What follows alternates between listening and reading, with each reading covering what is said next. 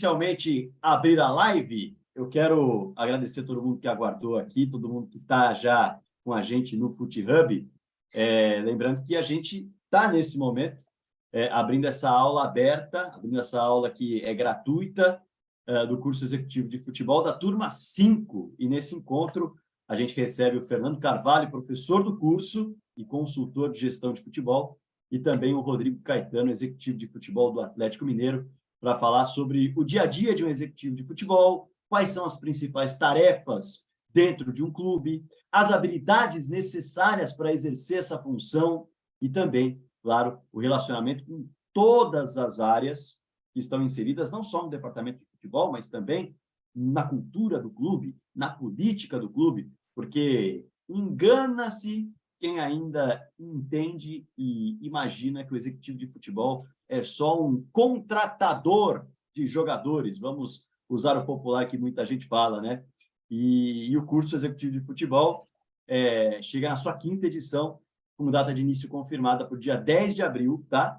E é constituído um verdadeiro manual de atuação para quem deseja trabalhar no futebol, né? O FutiHub, ele contempla todas as áreas e entrega todas as armas para que você consiga, como executivo de futebol, compreender a função. E ao longo de 12 encontros, todos bem separados, todos bem precisos dentro do tema que vai ser abordado, com calma, com profundidade, sempre às segundas e terças-feiras, das 7 às 10 da noite, via Zoom. Então, a galera pode acompanhar de qualquer lugar, esteja no trabalho, esteja viajando, vai estar online, vai estar acompanhando.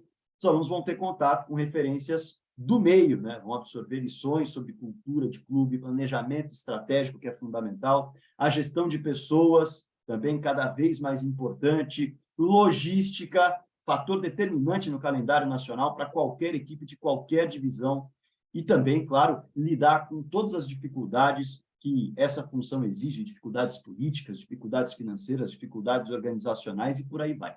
As aulas são divididas em momentos teóricos e práticos. Isso é muito legal. Eu posso falar com conhecimento de causa, porque estive no curso executivo de futebol turma 3, e é fato que essas atividades elas conseguem colocar o aluno, colocar o estudante para raciocinar tudo aquilo que ele pegou na primeira parte da aula e colocar dentro de um exercício para tirar dúvidas e para surgir novas dúvidas também. Então, além dessa parte teórica, tem a parte prática, e na parte prática também pinta o reforço do networking, que é fundamental em qualquer área no futebol, mas ainda é uma ferramenta importante para quem deseja evoluir dentro da gestão de futebol. Os participantes da live, atenção você que está com a gente aí, tem um desconto de 15% para garantir a inscrição no curso do FutiHub, a partir do link que será disponibilizado via chat do Zoom e no e-mail que você utilizou para se inscrever na aula aberta. E a galera também pode pegar um cupom chegando lá no Instagram do FutiHub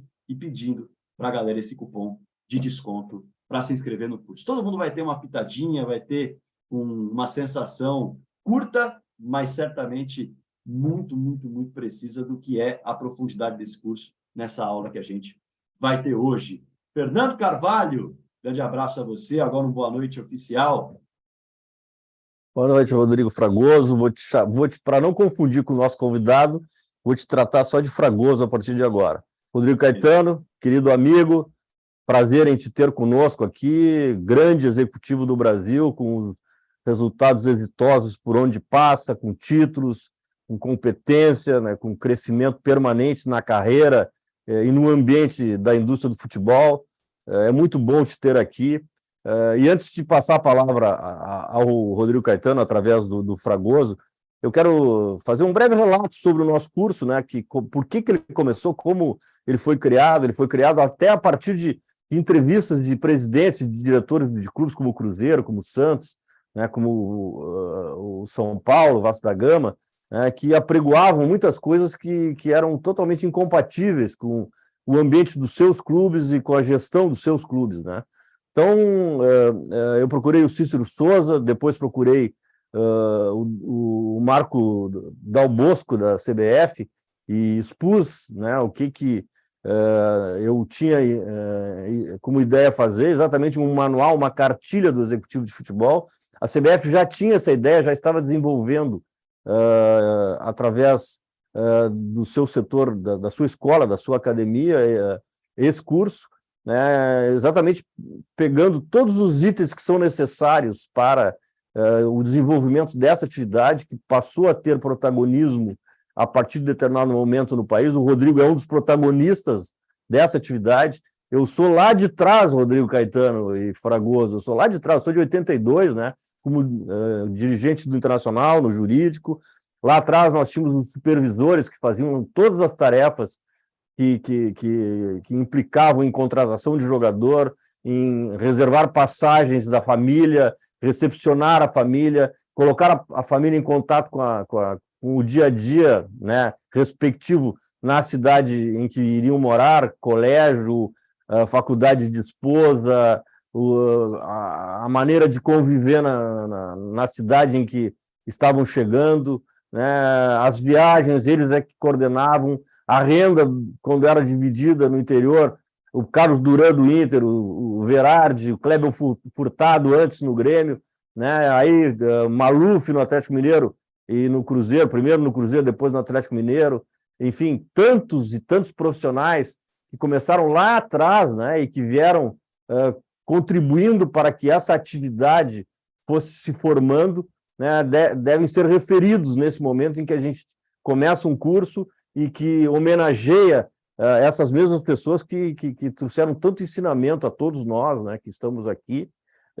E agora, né, nesse novo momento do futebol brasileiro, o Rodrigo acho que começou lá em 2005, 2004, por aí, junto com o Cícero no Grêmio, né? O Newton Drummond começou em 2002 conosco, também foi um grande profissional, e assim por diante, né? As pessoas vieram criando espaço, abrindo espaço, criando metodologia, criando esse ambiente, sistemas para que as coisas acontecessem da melhor maneira possível.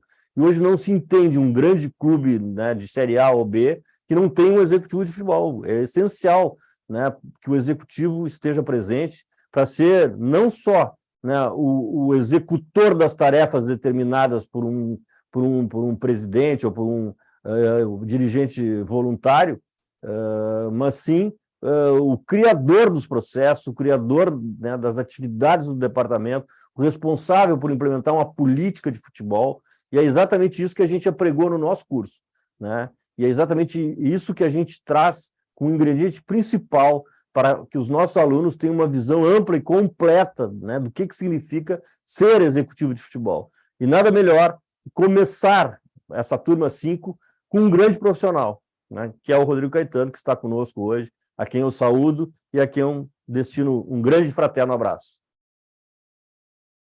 Fragoso. Rodrigo Caetano, boa noite a você. Obrigado demais pela presença, obrigado demais por compartilhar esse momento teu também, para a gente realmente despejar conhecimento para a galera, debater muito essa função e que tem tanta importância no planejamento estratégico de qualquer clube, como o Fernando Carvalho bem disse. Caetano, queria abrir esse papo com você, já trazendo algo que eu sei que muita gente aqui tem curiosidade, muita gente aqui está projetando por conta desse curso que vem pela frente, né? Por onde começar para se tornar um executivo de futebol? Boa noite, Rodrigo Caetano.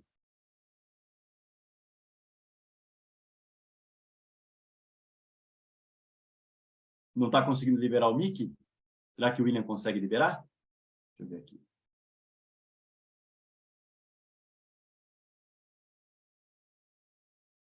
Ainda não estamos escutando o Rodrigo Caetano. Será que é o microfone? Liberado o mute está.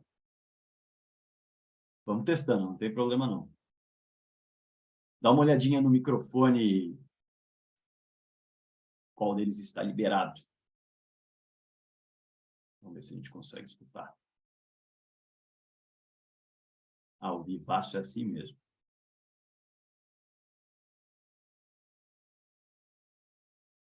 Talvez você tenha você está com um fone aí, Caetano, pertinho de você? Se você tiver um fone conectando o áudio, vamos ver. Opa, show de bola. Agora sim. Boa noite, Caetano. Boa noite, meu xará. Mas, por hierarquia, eu tenho que saudar primeiro o doutor Fernando Carvalho. Vou te chamar de doutor só na entrada, tá, Fernando? Como grande presidente. Eu acho que ao Diogo também que nos uniu, mas principalmente fazer um agradecimento muito especial, muito me honra estar fazendo parte do FootHub, principalmente nessa 5ª turma. Te parabenizar, Fernando, por você despender o teu tempo, teu conhecimento, a tua experiência em formar outros tantos profissionais dessa área, né? Porque desde sempre foi assim que eu te vi, né? Porque você, né, por todos os teus caminhos profissionais aí, você sempre destinou a tua experiência, compartilhou a tua experiência com todos nós. E eu sou um dos teus seguidores, então, muito importante aí, né, na nossa formação, tudo aquilo que tu já nos ensinou até hoje, segue ensinando aí, né, através do teu curso agora. Então, parabéns pelo sucesso e também muito boa noite para aqueles que todos nos acompanham aqui. Estou observando aqui que tem vários amigos, vários colegas aqui. Parabéns mesmo pelo sucesso do curso. E assim, Rodrigo, olha, eu seguindo um pouquinho o briefing aí que o Fernando colocou, nós, na verdade, nós acompanhamos uma mudança que o futebol brasileiro passou, né? Desde lá, quando iniciou essa questão da Lei Pelé, que realmente houve uma exigência muito maior para que outros tantos cargos dentro do departamento de futebol surgissem. Eu acho que nós acompanhamos o movimento do futebol brasileiro, a verdade foi essa. E ali, né, Fernando e Rodrigo, eu acho que ali houve uma exigência maior de muito mais atribuições a esses profissionais. Porque se alguns desses saudosos que tu citaste aí, Fernando, estivessem conosco aqui, certamente eles seguiriam sendo referência, né? Tanto Maluf, Seu Berardi, essa turma toda que passou aí no Internacional também, no Carlos Duran, mas por quê? Porque eles já tinham a experiência, só que eles não, naquele determinado momento que os clubes e a própria legislação modificou, eles não tiveram a oportunidade de talvez seguir junto conosco. E aí surgiram outros tantos, não me vejo como referência absolutamente, eu me vejo como um dos que, juntamente com o Chumbim, que tu citaste, Cícero, Pelaipe, vários outros que iniciaram o Ocimar. Quando o futebol brasileiro passou a ter essa exigência, nós nos unimos, constituímos uma associação e dentre também algumas das funções e até objetivos que tínhamos era justamente também formar novos executivos. E hoje a gente vê eu já estou num outro momento da vida, da profissão também, onde eu vejo outros tantos jovens aí iniciando e tendo sucesso na carreira. Isso realmente nos deixa bastante orgulhosos. E, assim, Rodrigo, só para iniciar o nosso debate, concordando com o Fernando, uma das coisas que a gente sempre bateu, sempre tentou redefinir o que para muitos o executivo é apenas um contratador, um montador de elenco. Eu acho que nós atuamos muito mais na montagem de equipe, que não é a que vai dentro de campo, é que vai fora. É justamente montagem de equipe de suporte, de staff, de pessoas, e principalmente definir os processos, como falou. Como que vamos unir todas as áreas do departamento de futebol, né? Que tem inúmeras, né? A área médica, a área de científica. Hoje, realmente, que nós observamos muitas vezes, até em ilustrações de fotos, que a gente vê muito mais funcionários e profissionais fora de campo, junto com comissão técnica, do que atletas, né? Isso era inimaginável antigamente, né? Se tinha aí elencos de 25 atletas, 26 atletas antes, num reduzidíssimo grupo de 10 pessoas, entre treinador, um preparador físico, quer dizer, quando muito, um treinador de goleiros. Isso inverteu, a especificidade tomou conta do nosso futebol. E nós temos que entender isso, quem não entende fica no meio do caminho. Então, ou seja, é bastante complexa a nossa função, requer muito conhecimento, requer liderança, requer conhecimento de mercado, obviamente, mas eu não me canso de dizer que nós somos um instrumento facilitador daqueles que comandam os clubes, cada um no seu modelo, cada um no seu estatuto, seja presidente, seja conselho de gestão, seja, no meu caso aqui, um órgão colegiado que está em vias de se mudar para a SAF, e nós temos que ter, nós executivos aí, temos que ter a capacidade de nos adaptarmos rapidamente essas mudanças constantes que o futebol brasileiro e mundial passa. Então, me alonguei um pouquinho aqui, mano, Rodrigo, mas estou à disposição aí para todo qualquer tipo de questionamento. Na intenção, vim aqui hoje para um chamado, um convite específico do Fernando e de vocês, não com a intenção de dar aula, de ensinar ninguém, não, mas dividir experiência. Essa é só a minha intenção estar aqui hoje. Novamente, muito obrigado pelo convite. Certamente vai dividir muita experiência, vai trazer muito conteúdo, e esse é o objetivo. Eu sempre digo, quando a gente começa uma live aqui no FootHub, que a ideia da live é que todos saiam com mais dúvidas, porque quanto mais conhecimento a gente tem, mais a gente se questiona. Então, eu quero mais é que a gente saia com muita dúvida. Vamos passear para trazer para a galera aqui um pouco de como vai ser esse papo. A gente vai passear por processos e rotina de um executivo de futebol, vamos passear um pouquinho para o que muda numa SAF, numa associação para um executivo de futebol, vamos passear por futebol feminino, vamos passear por categoria de base e vamos passear, iniciar o nosso passeio justamente falando sobre o desafio que o Caetano citou em adaptação, porque aqui no FootHub, Rodrigo, a gente recebe inúmeros estudantes e também pessoas que querem, de fato, migrar para essa área, que são de outras áreas e querem migrar para essa área, que nem sempre começam em clubes de mesma expressão, de mesmo orçamento. E aí vem o primeiro desafio do executivo de futebol, que é a adaptação. E eu sempre parto do princípio, inclusive aprendi um pouco sobre isso no curso executivo de futebol da turma 3, de que você precisa observar os seus objetivos, as suas metas e trazê-los para a sua realidade. Dentro dessa ideia de trazer para a realidade, Caetano, o que um executivo de futebol precisa observar, que diagnóstico ele precisa fazer para entender em qual base ele vai atuar, fundamentalmente, em times de diferentes orçamentos e expressões. Uma equipe que está hoje buscando uma vaga numa competição nacional, atua numa primeira divisão ou numa segunda divisão de campeonato estadual, tem um orçamento menor. Que diagnóstico precisa ser feito? Com que olhar o executivo tem que chegar no clube e para quais áreas ele precisa olhar? E também as diferenças, justamente, de um executivo que vai trabalhar com um orçamento baixo e com perspectivas ainda de alavancar o clube para níveis nacionais, e o executivo que chega num clube de alto rendimento, de expressão, alto rendimento não, porque todos são, mas de alta cobrança e também de expressão, que tem as massas observando, que tem a atenção da imprensa, as diferenças e que diagnósticos um executivo tem que fazer, Rodrigo? Então, Rodrigo, eu, assim, particularmente, eu sempre tive o privilégio, né, de ter transitado em grandes clubes do futebol brasileiro. Foram poucos, né? Esse ano de 2023 vou completar 20 anos nessa função, né? Porque, como o Fernando citou, eu na verdade, praticamente iniciei no cenário aí no Grêmio em 2005, mas antes, em 2003, quando eu me retirei do futebol, eu iniciei com o Paulo César Carpegiani lá no RS. Então, foi a minha primeira experiência num clube empresa naquela época. E da mesma forma como a gente, muitas das vezes, tem meninos, inclusive eu tenho filhos que vivem do sonho de se tornar jogador de futebol, hoje a gente vê que muitos, né, inclusive me procuram buscando um estágio, um aprendizado, enfim, com essa ideia de chegar a ser um executivo de futebol. Lembrando que, obviamente, assim como no atleta de futebol, é muito reduzido, né, o percentual de profissionais que muitas vezes atinge essa posição, né, de liderar um grande clube do futebol brasileiro.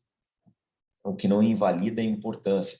Eu penso, Rodrigo, que, e uma coisa que eu cobro muito nos clubes que eu passei, primeiro, eu não, normalmente quando eu recebo um determinado convite, a gente nunca deve ver isso como um emprego, e sim como um trabalho. Então, você tem que debater muito, realmente, como você falou, quais são os objetivos mesmo, por que essas pessoas te procuraram, por que o presidente, o vice-presidente, ou o conselho de administração chegou até o teu nome, o que eles esperam, quais são os objetivos. Então, do mesmo modo que quando eu comando os atletas, as regras têm que ser claras para eles, muito mais claras, porque favorece muito esse convívio, também deve acontecer no âmbito da diretoria.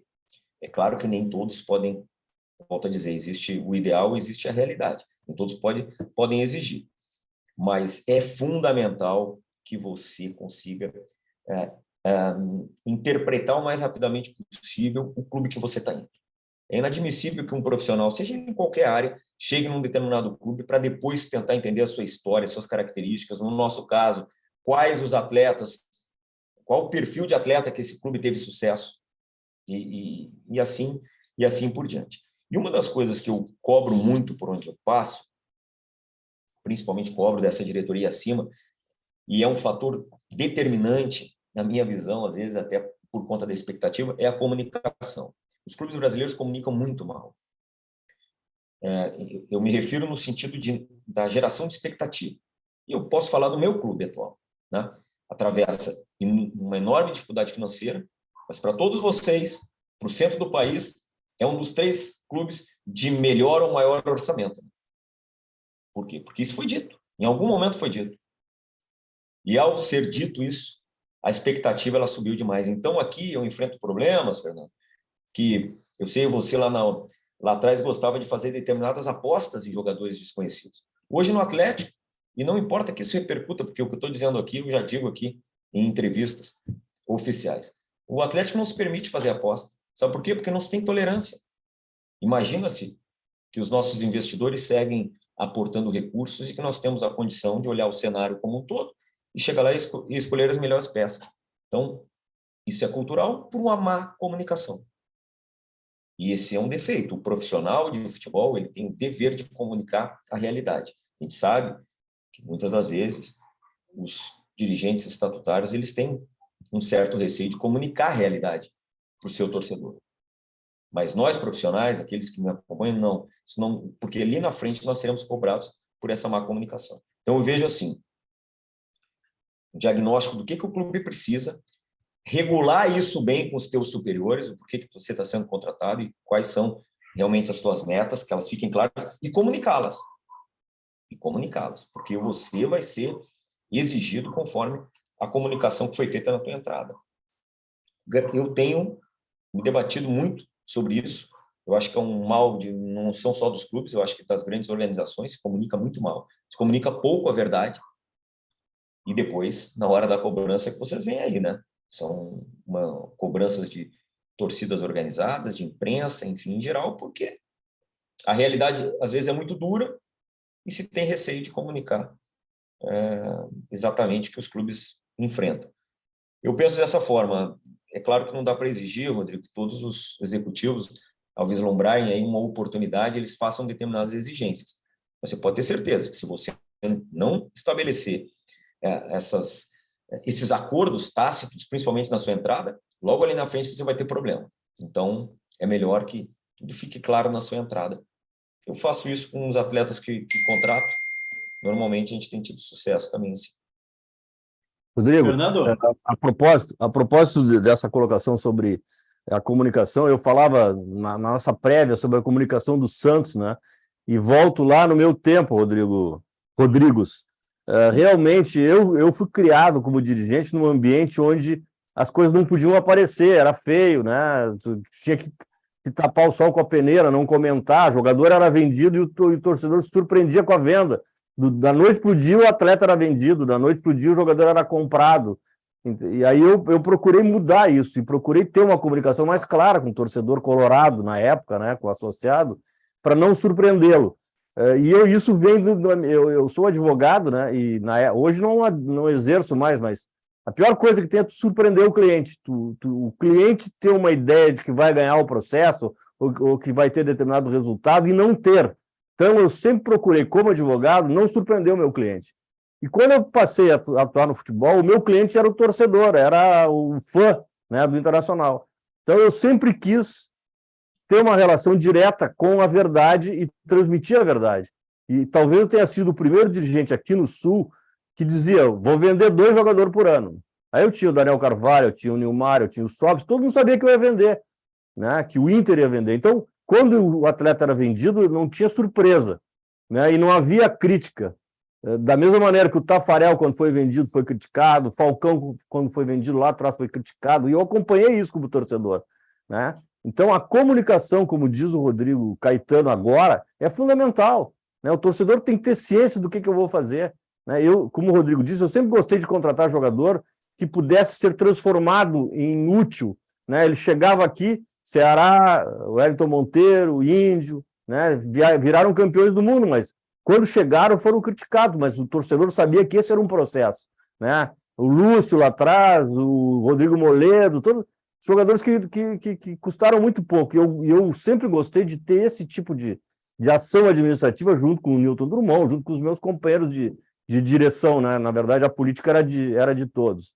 Eu tenho certeza que hoje não dá mais, o próprio Inter hoje não dá mais. O Rodrigo passou por aqui e sabe que é muito difícil tu ter essa política novamente, né? Mas ela se tornaria mais fácil se houvesse uma comunicação adequada sobre a real situação do clube, sobre os anseios do clube, né? Sobre a possibilidade, situar o clube dentro do seu ambiente e qual era a sua ambição, né? Enfim, o Rodrigo lá no Atlético Mineiro tem esse ambiente de cobrança, de contratar jogador, né, já diferenciado desde logo, não vai se tornar diferenciado, ele já chega lá diferenciado, né? Esse é o ambiente do Atlético Mineiro, essa é a cultura do clube, e para mudar realmente é muito difícil, só que a mudança de cultura e a mudança de orientação e a transmissão dessa verdade talvez viesse a trazer mais benefícios ao Atlético, principalmente na questão financeira, não estar sempre premido financeiramente, como até o Atlético está, como até o Atlético se encontra. E vejo que também o Flamengo está assim,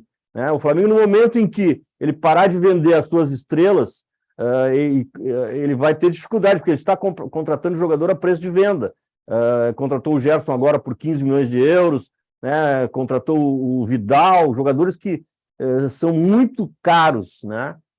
E se não fosse a venda dos seus meninos por preço inferior ao que teriam caso fossem titulares e vendidos somente depois, certamente o Flamengo teria uma solução mais adequada para a sua questão financeira. Mas, por enquanto, ainda não está fazendo falta. Por enquanto, ainda a receita do Flamengo é tão alta, tão grande, que não está fazendo falta. Enfim, esses são comentários aí sobre a atividade do Executivo. O Executivo tem que pensar em tudo isso, né? Seja no Flamengo, que tem um orçamento de 1 bilhão, seja no Atlético Mineiro, que tem mecenas, que tem um grupo de pessoas que dá sustentação financeira, seja no Inter, que tem grande dificuldade, seja no Grêmio, que saiu da Série B, né, e fez uma revolução com seus dirigentes, conseguindo contratar ótimos jogadores. Não sei se terá sustentação financeira para aguentar esses atletas que contratou. Enfim, são coisas que estão no mercado, que estão na atividade do Executivo e que são desafios para todos eles. Caetano, eu vou só colocar uma pergunta, porque eu quero que você comente isso, que eu acho que a gente está num papo muito legal, porque quando a gente olha para a comunicação clara, tem alguns desafios e algumas barreiras que são realmente muito complicadas, e eu sei que isso também vai ser tema de discussão aqui na turma 5 do curso Executivo de Futebol, e eu queria que você comentasse isso para a gente, Rodrigo. Quando a gente vai falar, quando um executivo de futebol vai falar a real, quando ele vai jogar o papo sério, quando ele vai explicar a realidade, ele tem um problema no bastidor, que é o conselheiro, que é a oposição, porque são clubes associativos.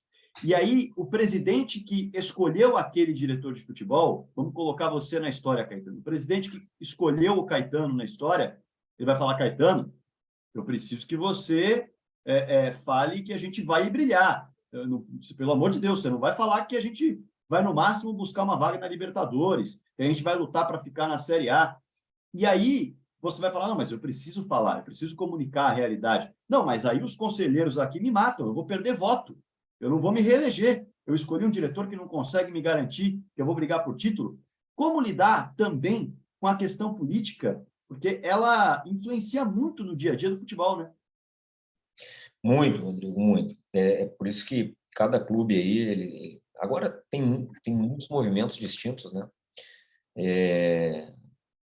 Nós também, executivos, nós temos que nos adaptar e interpretar isso o mais rapidamente possível. Por isso que eu falo, a entrada, no momento de você entrar, tem que estar muito claro quem faz o quê, de que forma essa comunicação vai chegar. Eu lembro, inclusive no Internacional, na minha passagem, né, isso até virou tema na época, porque nós enfrentamos, em 2020, aquele cenário de pandemia. O Internacional tinha uma expectativa de investimento, fomos contratar um treinador que hoje é meu treinador aqui no Galo, né? E veio a pandemia, assolou o mundo, e infelizmente a gente não pôde atender vamos lá, o desejo do treinador na montagem de elenco. E nós, na época, fizemos movimentos em levar jovens, né? Um ainda está até aí, que é o caso do Maurício, o outro foi o Yuri, que agora convocado para a seleção principal, jogadores, né, que não tiveram transfer, como a gente costuma dizer, mas era o que o Internacional podia fazer na época. Então, nós executivos também temos que nos adaptar a certas situações, porque passei na época pelo Flamengo durante quase 4 anos, e como o Fernando citou, a questão do orçamento do Flamengo versus a do Atlético, ela é 3 vezes mais. Ou seja, existe algo que ela é diretamente proporcional, que é a questão investimento e resultado. Se não fosse assim, era só você olhar todas as ligas do resto do mundo, que teríamos um Leicester todo ano. E não é assim. Não funciona assim. Então, no futebol brasileiro ainda existe um pouco mais desse equilíbrio, porque realmente os clubes aqui têm tradição, conseguem realmente muita criatividade, os dirigentes, os presidentes, e o campeonato ficou um pouco mais equilibrado. Mas nós temos que tratar com a realidade, não tem jeito. E a parte política, o que eu vejo hoje, tá? Por conta desses movimentos, ela está ficando cada vez menos determinante no processo do departamento de futebol. Não estou dizendo que no eco, né? Não estou dizendo nos problemas, naquelas repercussões, tudo bem, mas como o nível de profissionalização aumentou tanto no futebol brasileiro, nos clubes brasileiros, essa parte política ela vai fazer barulho de uma outra forma. Não, na verdade, fazendo intervenções como era antigamente. Me corrija aí, Fernando, mas eu acho que a questão do departamento de futebol hoje em dia ela está um pouco... ela anda muito mais com os processos e com os profissionais, e aí sim, o presidente, os vices, trabalhando, né, separadamente essa questão política. É o que eu tenho observado. Mas óbvio que sempre, quando as coisas não acontecem ou quando você quer comunicar a verdade, tem sempre um arranhão. Mas eu acho que menos do que os últimos 10 anos atrás. Não, sem dúvida, a atividade do executivo ela está bem mais dissociada da questão política. Claro que tem que ter cautela, tem que ter alguns cuidados, mas o executivo com protagonismo e com autonomia, ele tem lá as suas ações desvinculadas do processo político, muito mais do que antigamente, porque antigamente o vice-presidente de futebol é quem tinha esse protagonismo, e aí sim, suas ações eram todas elas voltadas para a questão política. Hoje, não. Nós temos vários clubes que não têm nem vice-futebol mais. Acho que isso é uma prerrogativa gaúcha aqui, né? Os gaúchos têm vice de futebol. Fora daqui, pouquíssimos clubes têm. O Flamengo tem, né? O Palmeiras já não tem, o Atlético Mineiro eu não vejo. Tem. Paulo Bosi, vice de futebol. Mas não tem uma aparição permanente, né? Não tem uma comunicação permanente, né? Enfim... E o Fernando está colocando, Rodrigo, que essa atuação de outrora, lá de trás, né, Fernando, ela tinha que ter 2 focos, né? A montagem, a administração do departamento de futebol, muitas vezes com princípios, né? Ou com diretrizes políticas. Hoje não, né? Hoje, aqueles clubes que realmente têm a figura do vice-presidente, eles, pelo menos... os últimos que passei, com foco muito mais em fazer essa relação política, mas que o departamento de futebol caminhe conforme os processos. Sozinho. Exatamente.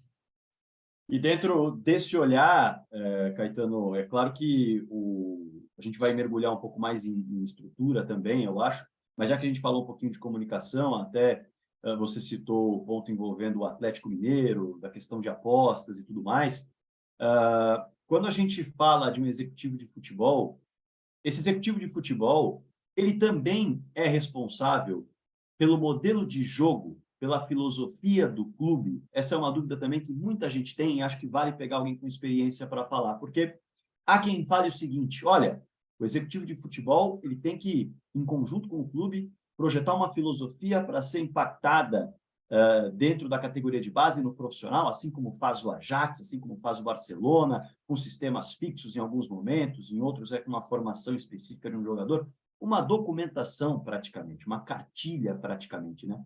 Qual é a responsabilidade do executivo de futebol dentro do modelo de jogo hoje aplicado? Bom, seria muita pretensão da minha parte, da nossa parte, que a gente entrasse nesse campo assim mais técnico, tá? Obviamente que minha formação ela não é, né, nessa área técnica, né? Eu sou formado em administração de empresas, mas fui atleta profissional durante 13 anos. Então, me permite um debate maior com os técnicos. Mas eu penso que aí eu volto à primeira pergunta, entendeu, Rodrigo? Eu acho que você tem que montar equipes, você tem que trazer profissionais que realmente construam esse caderno metodológico que citaste, que hoje é muito mais aplicável na categoria de base do que no profissional. Eu iria, né, uma outra visão. Eu acho que é fundamental para o executivo de futebol, quando contratar o treinador, entender o que você está contratando, né? Eu vou citar o exemplo aqui. O Galo jogou 2021-22 com um sistema basicamente jogando com extremos, né? E a gente sabe, quando nós fomos contratar o Kudê, eu já tinha trabalhado com ele internacional, eu já disse para o meu presidente, para o organizado, gente, olha só, o perfil do treinador que nós estamos buscando, que chegamos em consenso ao nome, vai nos exigir uma mudança, se não radical, mas próxima, de características dos nossos atletas que foram campeões, atletas que foram protagonistas dentro do Galo. Nós estamos preparados para isso? Porque não adianta eu contratar o Kudê e, vamos lá, e se eu mantivesse aqui os jogadores que jogavam nos extremos, um Keno, um Savarino, enfim, ele acabaria por não usá-los, perderíamos muito em valor os nossos ativos e ele certamente me exigiria a contratação de jogadores adaptados ao modelo dele. Então, é um pouco mais por aí, porque eu acho que um dos erros que nós, todos os clubes cometem é o seguinte: você muitas vezes identifica, não, eu quero treinador ou pelo nome e tal, e não estuda qual o modelo de jogo que ele aplica, entendeu, Rodrigo? E aí depois você entrega para ele atletas que ele não vai conseguir tirar o melhor deles. E aí sim você tem um problema, porque aí você vai ter que modificar, você vai, muitas das vezes, perder valor nos seus ativos, e, enfim. Então, eu acho que é muito mais por aí. Agora, no mundo ideal, no modelo ideal, que aí eu vejo que talvez nós, todos os clubes brasileiros, no momento que nós tivermos, aqueles, né, que têm um pouco mais facilidade, podia aqui estar citando o Red Bull, o Bragantino, enfim, né, que obviamente que não tem, né, o tamanho de torcida que os outros clubes têm, exigência, isso seja mais fácil, né? Ou então algum clube que esteja já se constituindo em SAF, onde tem um dono, em que muitas das vezes o compromisso com o externo seja menor do que um clube associativo, ok. No mundo ideal, sim. Mas aí não seria o executivo apenas, entendeu, Rodrigo? Eu acho que eu tenho que contratar um coordenador, eu tenho que contratar gerente, e em conjunto, através da tradição do clube, da característica que esse clube se desenvolveu ao longo dos seus 100 anos, um modelo de jogo minimamente a ser seguido. Mas hoje eu penso que isso é muito mais aplicável nas categorias de base do que propriamente no futebol profissional. Não sei se eu fui claro, mas eu acho que antes disso tudo nós temos que nos ater ao erro que cometemos ao contratar uns treinadores e não saber qual o modelo de jogo que ele vai aplicar. E aí querer que ele faça mágica com aquilo que nós entregamos de elenco para ele. Muito interessante. Eu vi que o Avelino levantou a mão, só passar, Avelini, se puder, encaminha o comentário ou a pergunta aqui no chat, que a gente vai separar lá para o final da aula para fazer inserções, tá? Fiquem à vontade para mandar perguntas também. A gente vai fazer algumas inserções aqui no final desse bate-papo. Fernando Carvalho... Não, eu vou colocar aqui no nosso curso aqui, Rodrigo Caetano, nós temos primeiro, nós analisamos a cultura do clube, né? O executivo tem que analisar a cultura do clube. A cultura do Atlético é uma, a cultura do Santos é outra, do Inter é outra.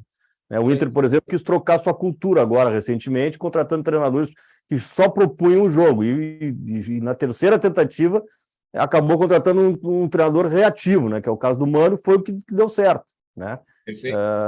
Então, primeiro é a cultura, depois o ambiente que o clube se encontra. Qual é a situação? Eu sou postulante ao título, eu sou postulante a uma vaga na Libertadores, eu me situo aonde no ranking, né? Qual é o meu elenco? Qual é a característica do meu elenco? Como é que o meu elenco joga? Aí eu vou para o perfil do treinador, né? Qual é o perfil do treinador? e dentro do perfil dá para escolher 2 ou 3, é a indicação que nós aqui do FootHub fornecemos, e aí tu entrevista um, outro e outro para ver o que ele faria com aquele elenco, que tipo de futebol ele vai jogar naquele elenco. É exatamente essa linha de conduta que a gente apregou, né, sempre debatendo, mas o executivo não impõe esse ou aquele modelo de jogo, né? Isso será fruto do trabalho, será fruto do grupo de jogadores, será fruto dos conceitos que o treinador tem, que serão os norteadores da sua escolha, né? Para adaptá-lo à realidade do clube, enfim. São várias coisas que a gente cogita aqui, né, nas nossas aulas para que o executivo tenha o discernimento adequado para escolher o treinador, que é fundamental. É a escolha mais importante que o executivo tem na sua sequência de trabalho. E às vezes, né, Fernando, a grande maioria das vezes se busca um treinador, muitas vezes até sem fazer entrevista de como qual a análise que ele faz do teu elenco, né? E muitas das vezes no decorrer do ano, ou seja, algo inviável você modificar, né, a grande maioria do seu elenco. Isso é um erro recorrente e se faz muitas vezes justamente por encontrar o nome e não o conceito de jogo. Eu estou citando um exemplo que aconteceu conosco aqui, né? Tanto com o Cuca, com o Turco Mohamed, jogavam, né, da mesma forma, com uma disposição tática semelhante. Mas a vinda do Kudê, ela modificou completamente. Então, nós ainda estamos num momento de adaptação nesse sentido. Enfim. Mas o Kudê não sai fora Eu vejo que a contratação do Kudê tem a ver com a ideia de jogo do Atlético, né? De proposição, né, de velocidade, de competição. Pode ser que o modelo do Kudê não seja o mesmo do Cuca, mas a ideia geral é essa. Uma coisa é a cultura, né, do que o clube exige, que é aquele negócio de pressão, de perde, pressiona, enfim, ok. Isso como é dizer, é inegociável. Você não pode estar tentando alterar a cultura do teu clube, a tradição do teu clube que te trouxe sucesso, mas eu me refiro mesmo à montagem de elenco, Fernando, entendeu? Não adiantava eu ter, como já tivemos em 2021, 6 extremos, você não vai usar. É isso que E muitas das vezes a gente contrata um determinado treinador e não leva isso em consideração. E é um jogador de muito bom nível, não é usado, porque não tem a característica. E você acaba tendo que negociar ele na baixa, quer dizer, as consequências são muitas vezes muito prejudiciais ao clube, quando você faz uma escolha sem considerar o modelo que esse treinador prefere. E o Kudê, eu não participei do trabalho de vocês com ele aqui no Inter, mas o Kudê é um treinador que consegue resposta muito rápida do grupo, ele modela o grupo imediatamente, né? Tanto o time principal como o time reserva, só que ele exige jogadores com determinada característica, senão ele não consegue fazer. Né? Por exemplo, o Moledão não conseguia jogar com ele, porque não saía jogando. Tem que ter um zagueiro que saia jogando, né? Que não era o caso do Moledão. Apenas para dar um exemplo. E eu acho um grande treinador, acho que vai fazer certamente um grande trabalho com vocês, já está fazendo. Né? Faz muita exigência na parte física, justamente para diminuição de espaço, perde, pressiona, enfim. É aí que eu falo que o nosso papel é alertar as pessoas, porque não é o executivo que contrata apenas, né? E nós fizemos essa reunião com o presidente, com os investidores. Vem cá, é o nome que nós sabemos, então esse determinado nome vai ter um impacto no nosso elenco. Estamos dispostos a fazer esses movimentos? Ok, então seguimos em frente.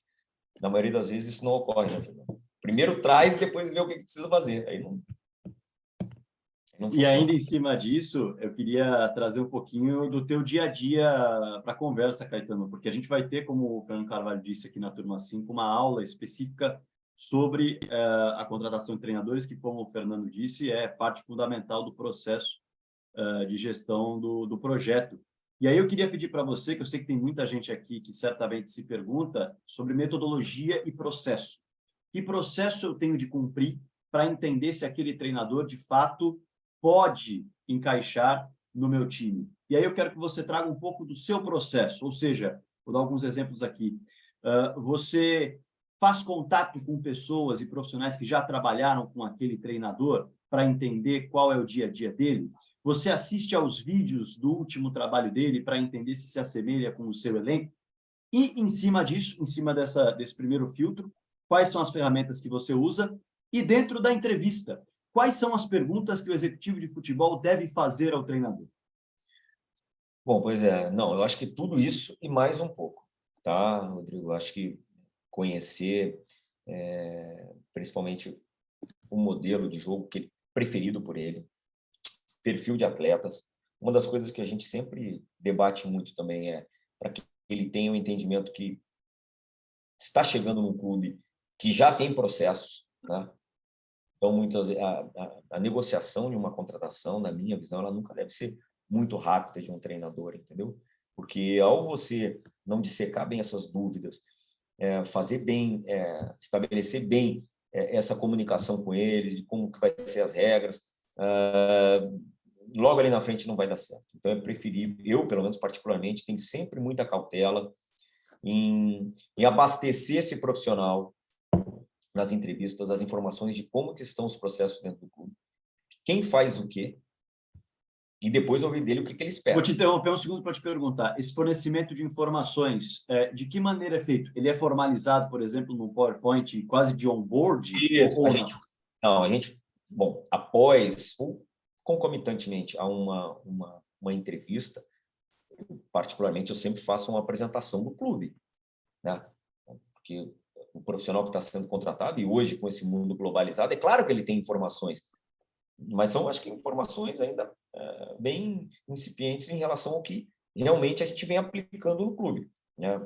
A não ser que eu esteja chegando recentemente, né? Mas, na grande maioria das vezes que você vai buscar ele, você já tem que dizer quais os processos que estão em andamento, o que já está consolidado, enfim, a apresentação do atual elenco, e aí os questionamentos, como que ele vê o clube, como que ele acha que é possível com esse elenco, e aí nós vamos para formatar. Eu nunca faço isso sozinho, tá? Eu sempre faço com mais um dirigente, seja com o presidente ou algum representante aqui do órgão colegiado, e não se resume a uma única reunião. Dependendo do caso, né, a gente também faz isso presencialmente. Mas, como é uma função muito importante, nós devemos conter até a nossa ansiedade, a nossa, né, de imprensa, porque é aquela coisa, sai um treinador, já tem uma pressão, quem será o nome, eu acho que a gente tem cada vez mais ter cautela, cuidado nessa escolha, porque uma escolha equivocada, ela vai impactar em custo logo ali na frente, retrocesso nos processos, então tem que ter muito cuidado. Mas é importante você preparar uma apresentação e também quase que um roteiro de questionamentos, porque é ali que você vai interpretar onde que esse profissional está situado, né, em relação à visão que ele tem do seu clube. É mais ou menos por aí. Agora, histórico dele, modelo de jogo, se você tem como levantar rapidamente. Isso, hoje em dia, nós temos inúmeras plataformas aí que nos dão aí relatórios bastante completos em relação a atletas, em relação a qualquer profissional de futebol. Dentro do trabalho em si, né? Diga, Fernando. Eu tenho uma pergunta para o Rodrigo, uma curiosidade que eu tenho em relação ao trabalho dele, que sempre, na grande parte das decisões do Rodrigo, eu estou de acordo, mesmo não tendo a ver com o clube, né? Mas quando ele contratou o turco Mohamed, eu fiquei eu estranhei, porque o Rodrigo sempre contratou profissionais que ele conhecia, que ele tinha contato, que ele tinha vivido, que ele tinha enfrentado, né? E o turco, qual foi o critério para a contratação do turco? Como é que chegou nesse nome? Então, na verdade, nós fizemos ali um levantamento de 3 possíveis técnicos que seguissem próximo da linha do Cuca, porque, na verdade, não sei se você lembra, no final de 2021, o Cuca que fez a opção de não continuar no Atlético. Sim, né? Sim. Aliás, o Cuca sempre faz assim, né? Depois acabou voltando aqui, é uma grande figura, um grande amigo, mas naquela época aí, ele eu digo sempre, que é um cara vitorioso e tal, campeão do mundo. Aí eu chego aqui em 2021, no início pego o São Paulo, e depois São Paulo foi para o Olympique de Marseille, terminou aqui o Campeonato Brasileiro, que era 20, terminou em 21, e nós fomos buscar o Cuca, que recente já saiu do Santos, né, para a identificação dele com o Galo e tudo. E aí nós conseguimos, depois de 50 anos, ganhar o Campeonato Brasileiro, ganhamos no mesmo ano a Copa do Brasil e o Bicampeonato Mineiro. Aí, você imagina, chega dezembro, a Copa do Brasil acaba dia 15 de dezembro, mais ou menos.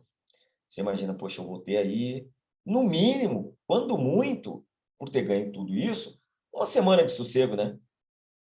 Pô, tá bom, né? Para quem trabalha com futebol, tá bom, né? Não tive 3 dias, 4 dias.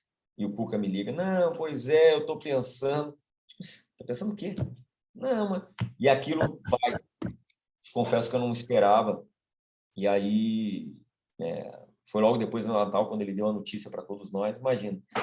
Nem aí eu fico pensando assim, não tem jeito, futebol não tem sossego um dia, porque quando perde você já sabe o que te espera. Quando ganha também, então onde é que a gente se situa? E ali, o que nos levou? A gente, claro que eu não vou aqui revelar os outros 2 nomes, até por uma questão ética, mas nós fizemos realmente entrevistas com 3 nomes. E uma das coisas que foi levada em consideração foi isso, sabe? Que o nosso elenco não ia mudar, Fernando. Porque não tem como, por mais que a gente saiba que é necessário mudar quando ganha, às vezes até muito mais do que quando perde. Mas você não tem como executivo, como presidente, você vai chegar, não, agora nós somos campeões de tudo, nós vamos mudar 8. Não sai na rua, né? Não sai na rua. Então, nós tentamos fazer o quê? Já que o Cucas pediu para sair, encontrássemos um treinador que tivesse no modelo de jogo semelhante. E o Turco sempre foi de um time que que atacasse com extremos e tal. Teve no imaginário aqui do torcedor, né, aquele jogo fatídico do Tijuana contra o Galo, que o Vitor pegou aquela bola com o pé e que depois o Galo saiu. Era o Tijuana do Turco Mohamed, que foi a equipe que fez o enfrentamento mais difícil com o Galo, muito sucesso no México, enfim. Mas aí eu volto, o que eu citei antes sobre o atleta serve também para treinador, sabia? Lamentavelmente, o clube que hoje eu trabalho, ele tem um nível de expectativa que não permite ou não se tem tolerância com determinados profissionais, seja qualquer uma das áreas, inclusive de treinador. Porque o Turco, quando saiu do Galo, Fernando, tinha sido campeão da Supercopa naquele 20 e tantos pênaltis lá contra o Flamengo, né? Um título inédito.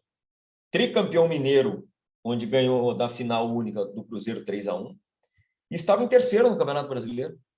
E o Turco não servia.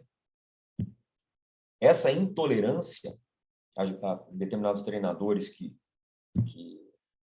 não tinham ainda esse know-how aqui no Brasil, não permitiram que ele tivesse continuidade. Porque o time, alternando bons e maus jogos, mas vinha cumprindo bem. E, infelizmente, a gente acabou tendo que trocar. Então, assim, também é importante na comunicação e também é importante para nós profissionais saber em que estágio o clube se encontra. E eu interpreto hoje. Na dúvida de uma contratação, Fernando, de uma determinada aposta, por mais que tenhamos, né, feito todo o levantamento, o estudo, o processo todo de contratação, se eu não tenho próximo de 90% de certeza, que eu nunca terei, eu não trago. Sabe por quê? Porque nós vamos acertar em 10. Em 1, 2, você vai errar, é para isso que você vai ser lembrado. Esse é o momento do clube que eu vivo. E eu tenho que seguir dessa forma. E o Turco foi um pouco disso. Tanto que eu estou te dizendo aí, ele era terceiro no Campeonato Brasileiro, terceiro. Ele saiu do clube, Fernando, depois de nós vencermos o Botafogo fora e termos empatado com o Cuiabá fora, em 2 jogos fora de casa. Mas o que ficou? Ficou a eliminação na Copa do Brasil para o Flamengo, onde vencemos um jogo no Mineirão de 2-1, estávamos vencendo 2-0, e fomos eliminados pelo Flamengo no Maracanã, no jogo de volta em 2-0.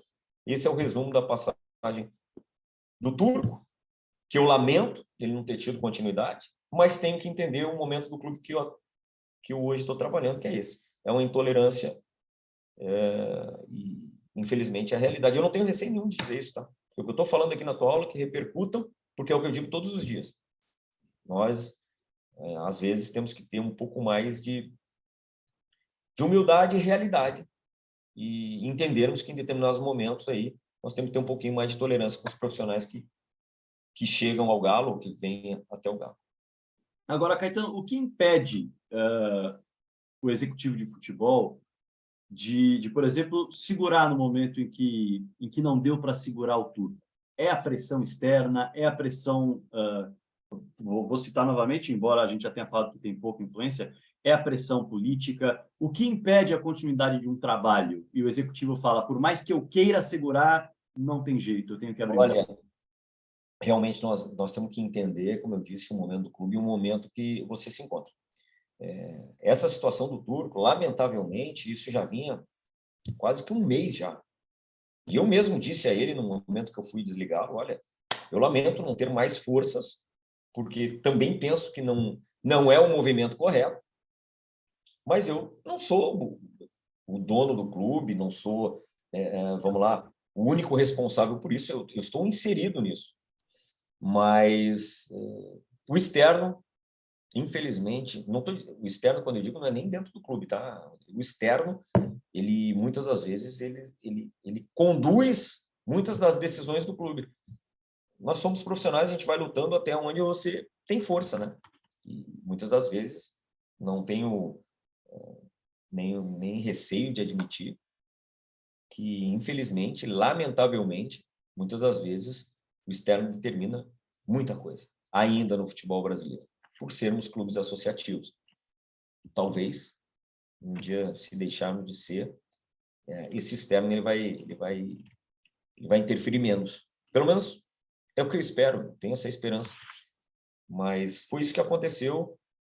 Os números do Turco foram bons, mas ele chegou já com resistência, entendeu? E volta a comunicação. E volta a comunicação.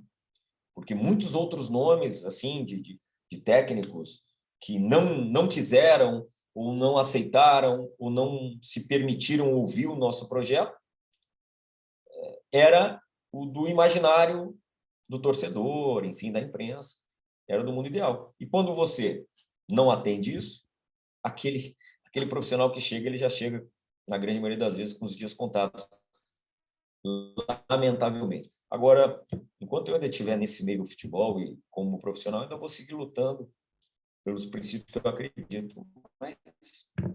E acho que o grande problema do Mohamed foi o Cuca. Ele substituiu o Cuca. Também, Fernando, mas... E o Cuca está no mercado. Campeão. E se você for ver os nomes, na época, cogitados no Galo, é aquela história, para substituir o Cuca tinha que ser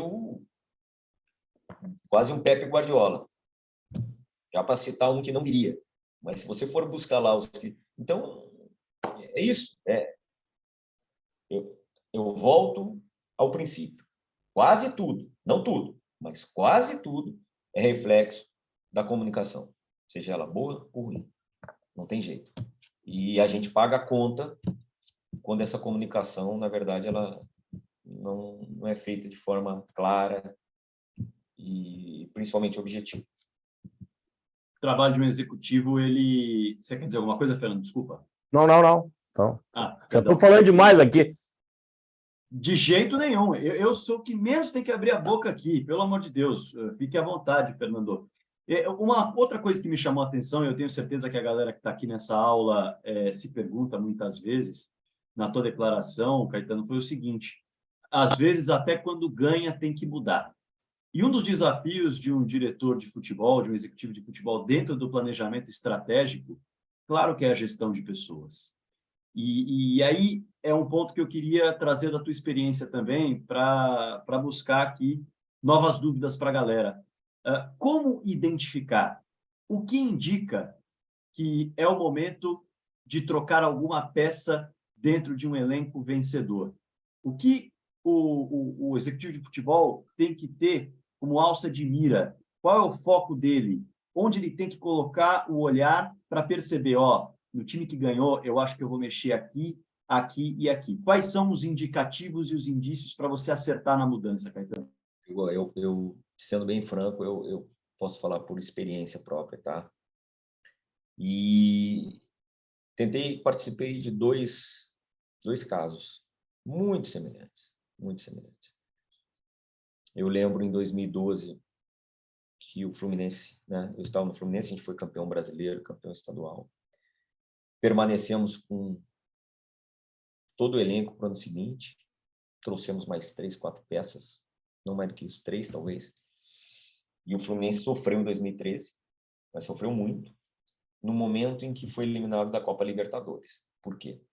Porque já o Campeonato Brasileiro para aquele determinado grupo era algo que foi conquistado muito recente.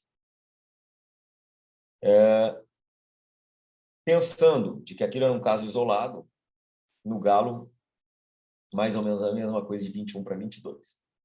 Bom, depois dessas duas... E assim, eu não posso falar que tenha sido um ano, é claro que foi frustrante, imaginávamos chegar muito mais longe, né, principalmente na Libertadores. Em 2021, nós saímos para o Palmeiras numa semifinal, onde, né, o saldo qualificado eliminou o Galo de uma final. Em 2022, eliminados novamente pelo Palmeiras nos pênaltis, numas quartas de final, quer dizer, imaginávamos ir adiante. Copa do Brasil, nas oitavas pegamos o Flamengo, 2 gigantes, ou seja, normal, mas no Brasileiro chegar em 7º, por elenco que tínhamos, é pouco.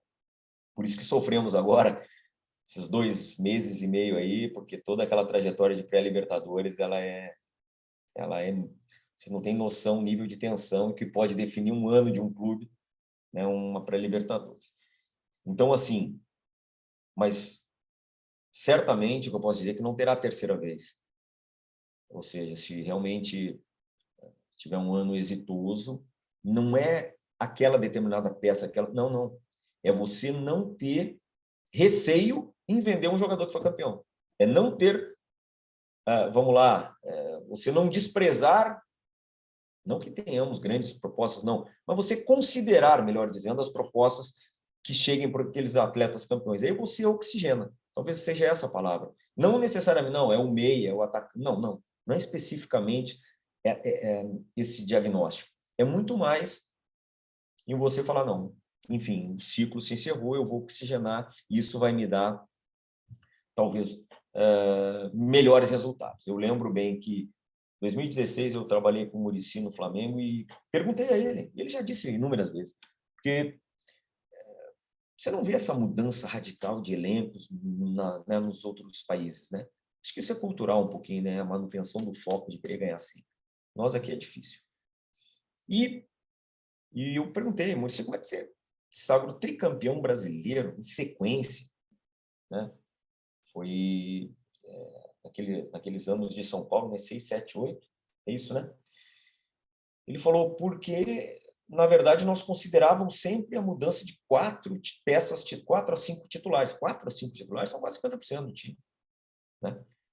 E com isso eu oxigenava, eu mantinha o pessoal com fome, sedento de serem campeões. Ou porque eu trazia um novo titular, ou porque aquele que não era titular já assumia a posição, e eu conseguia com isso estar sempre renovando esse desejo de ser campeão. Então, assim, na nossa cultura, talvez esse seja o ideal mesmo. Então, é por aí, Rodrigo. Não é detectar esse ou aquele atleta que está numa zona de conforto, não. É mais você considerar movimentos. E muitas vezes... Oportunidade de oxigenar. Porque quando você é campeão, você fica retraído o seguinte, poxa, imagina se eu vendo um determinado atleta campeão, protagonista, como é que vai ser a reação? E muitas das vezes, logo ali na frente, você vai ver que era bom, né? Que isso não diminui em nada o histórico do atleta, o que ele fez pelo clube, muito pelo contrário, mas é a ordem natural das coisas. Então, é por aí. É muito interessante projetar isso, e aí a gente entra também no perfil que eu acho interessante a gente colocar e pontuar, que é como lidar com os elencos, porque o diretor de futebol ele tem uma responsabilidade muito grande dentro do planejamento estratégico, mas é claro que ele entrega a liderança técnica e tática do planejamento do calendário estrutural do ano nas mãos da comissão técnica que ele contrata. Mas há uma cobrança, muitas vezes, da torcida, da imprensa também, de um diretor de futebol que seja praticamente um professor com alunos da 5ª série quando a coisa não está acontecendo. Não, o diretor de futebol tem que estar no treino ali, porque a coisa não está andando bem, então ele tem que ficar no treino e aparecer foto dele no treino, e ele tem que estar cobrando o elenco, e ele tem que estar dentro do vestiário. Nós já vimos diferentes perfis saindo campeões. E aí a pergunta que eu te faço, e eu tenho certeza que muita gente que vai fazer o curso também deve ter essa dúvida, é a seguinte: o elenco e a comissão técnica que você tem ali, o ambiente que se construiu em meio às conexões que foram feitas, determinam como vai ser o seu perfil na temporada? Se você vai ser um executivo de futebol que vai aparecer mais, que vai ser mais presente, ou se você vai ser um executivo de futebol que vai estar um pouco mais low profile. Como o executivo de futebol tem que se planejar dentro de um elenco? Rodrigo, isso aí eu acho que vai muito mais o inverso. Eu acho que é o próprio perfil do executivo é que acaba moldando a tua rotina. Eu falo por mim, eu acho que tem um pouquinho do fato, né, de ter sido atleta. Então, eu tenho como princípio, eu sempre repito isso, que eu procuro atuar com os jogadores como eu gostaria que tivessem atuado comigo. Então, por isso que eu já falei aqui, um jogador comigo, quando ele é contratado, primeiro ele conversa comigo, depois com o treinador. Ou seja, ele tem que entender o porquê que ele foi escolhido e por que ele escolheu o clube. Ter essas regras bem claras de como as coisas vão ser, porque eu não vou ter problema com ele ali na frente. Agora, eu não posso contratar um jogador, jogo ele no vestiário e depois ele vai vendo. Não existe o vai vendo. Ele tem que entender o que ele vai fazer. Isso facilita demais, volto a dizer, a comunicação interna. Então, assim, eu sempre fui atuante, não por aparecer mais ou menos, não, mas eu sempre estou em todos os treinamentos, eu divido a minha rotina, né? Normalmente, depois de pré-temporada, os treinos eles são em turno apenas. Então, sempre eu trato as questões administrativas, as minhas reuniões, recebendo agentes, enfim, no turno contrário ao do treinamento, para que eu possa estar acompanhando tudo. Como que eu vou debater com o meu treinador se eu não acompanho o treino? Não existe essa possibilidade. Outra coisa, estou presente e vou sempre em todas as viagens do clube. Então, minha rotina ela é muito próxima de qualquer membro. Aliás, ela é piorada, né? Você sabe, né, Fernando? Se você vai em todas as viagens, o treinador, quando chega, ele tem a folga, o atleta tem a folga, mas nós não temos folga para nada. Então, assim, é uma rotina bem piorada, mas eu também preciso estar dando exemplo para os atletas do nível de sacrifício que eles passam. Eu passo também. Mas aí são princípios como é que eu vou dizer, da minha cartilha. Ela pode ser certa ou errada, pode ter várias formas de você moldar aí a tua rotina, né? Mas foi a que eu construí ao longo desses 20 anos e constituí. Então, é dessa forma, Rodrigo. Agora, eu não me sinto capaz de debater com o treinador. A gente faz as reuniões, né, pós-jogo também, e você precisa criar essa conexão com o treinador. Ele tem que ter essa confiança, ele tem que saber que você está ali realmente para apoiá-lo, para dar as melhores condições. Os atletas, a mesma coisa. A mesma coisa. Quando tem alguma comunicação importante, a gente vai lá, reúne todo mundo e resolve internamente. Início de temporada, por exemplo, para que você entenda, a gente faz ciclos de palestras com todas as áreas, já que nós vamos ficar confinados aí. E aqui eu estou vendo o Henrique aí, que trabalha conosco na logística lá, né? Nosso coordenador de logística está aí acompanhando, ele sabe bem o que eu estou falando.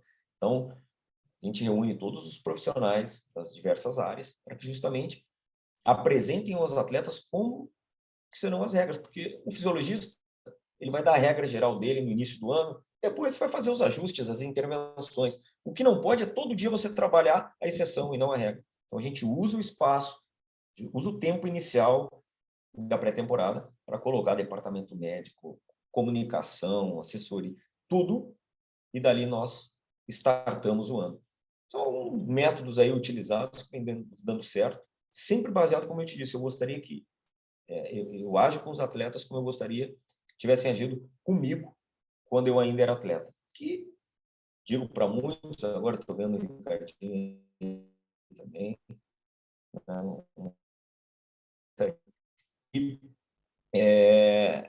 eu sei que o jogador gosta e sabe que vai receber, ele prefere que seja um não frontal do que aquele que está sempre concordando com ele, porque sabe que vai acabar concordando na frente e em algum momento ele não vai estar cumprindo. Então, algumas regras aqui eu passei um pouquinho, me alonguei, mas são condutas aí que eu acho que são importantes. O atleta, ele prefere sempre a verdade, mesmo que a verdade seja ruim para ele, não tem jeito, mas prefere a verdade.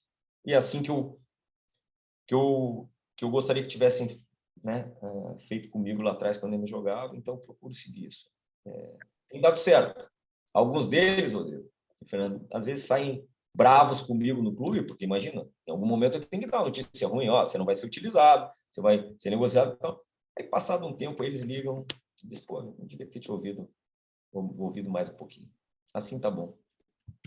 Tá longe de se alongar, longe de se alongar. Quanto mais a gente conseguir buscar conteúdo e exemplos práticos para a gente começar a se provocar também, melhor. E dentro dessa provocação, dentro desses exemplos práticos, Caetano, eu queria que você trouxesse também, a gente falou muito sobre contratação, muito sobre elenco, muito sobre lidar com os processos e as rotinas dos jogadores, mas como a gente disse no começo de tudo, o executivo de futebol, ele monta equipe, ele monta suporte, ele tem de estar de olho em tudo o que acontece, e no curso do FootHub a gente vai ter isso com muita profundidade, inclusive.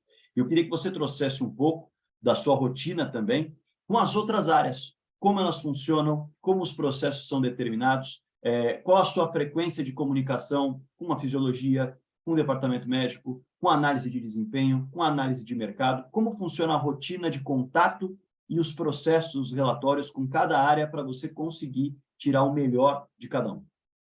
Não, perfeito. Primeiro que você redundante, né?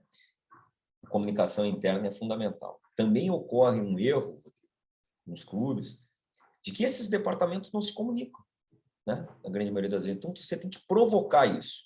De que forma? Ou através de reuniões diárias, ou realmente grupos, seja através de e-mails, de plataformas que você se comunique, né? Hoje temos inúmeras plataformas ou até app de comunicação dos clubes. Acho que é fundamental todos saberem de tudo.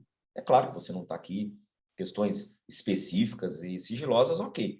Mas, muitas das vezes, o que a gente mais escuta é, poxa, mas ninguém me disse isso, pô, eu não estava sabendo. Então, é importante você envolver a todos, fazendo reuniões, né, semanais, quinzenais, para botar todo mundo realmente conhecedor de tudo que está acontecendo.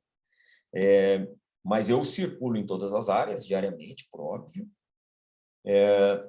Eu não quero e não tenho a pretensão, né, de entender de todas as áreas, e penso eu que um bom gestor é quando você provoca, quando você questiona, mas quando você não dá a solução, né? Porque nós não podemos ter a pretensão, como que eu vou ter a pretensão de ter uma solução na área médica, se eu tenho hoje aqui o melhor médico do futebol brasileiro, né, que é o doutor, um dos melhores, né, da seleção brasileira. Ou seja, temos aí a questão da logística também, né, um trabalho excelente aí que o Henrique realiza, né, junto lá com o Guilherme e tudo, mas a minha obrigação é questionar e provocar, para que eles me tragam a solução, não só a mim, e envolva a todos.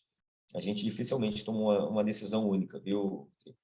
Se eu for te dizer assim, de todos os departamentos, o que eu mais demando e que sou demandado, por óbvio, que é a minha análise de mercado. Tanto que, fisicamente, é o departamento que fica mais próximo, né, de mim, ou seja, mais próximo da minha sala. Por quê? O pessoal tem uma ideia um pouco... E as coisas no futebol elas vão se movendo, né? Muitas das vezes, antigamente, o gerente de futebol ele tratava das questões, né, um pouco anteriores ao do executivo da tomada de decisão. Hoje, o departamento de mercado atua constantemente em relatórios, em prospectar soluções. Treinadores, como é o caso do Cudê, ele fala todos os dias com o que ele chama de secretaria técnica, que é o departamento de mercado, fomentando novas soluções. Esse departamento ele também realoca jogadores que não estão sendo aproveitados. Possibilidade de venda, quer dizer, é um departamento que se move todos os dias nisso.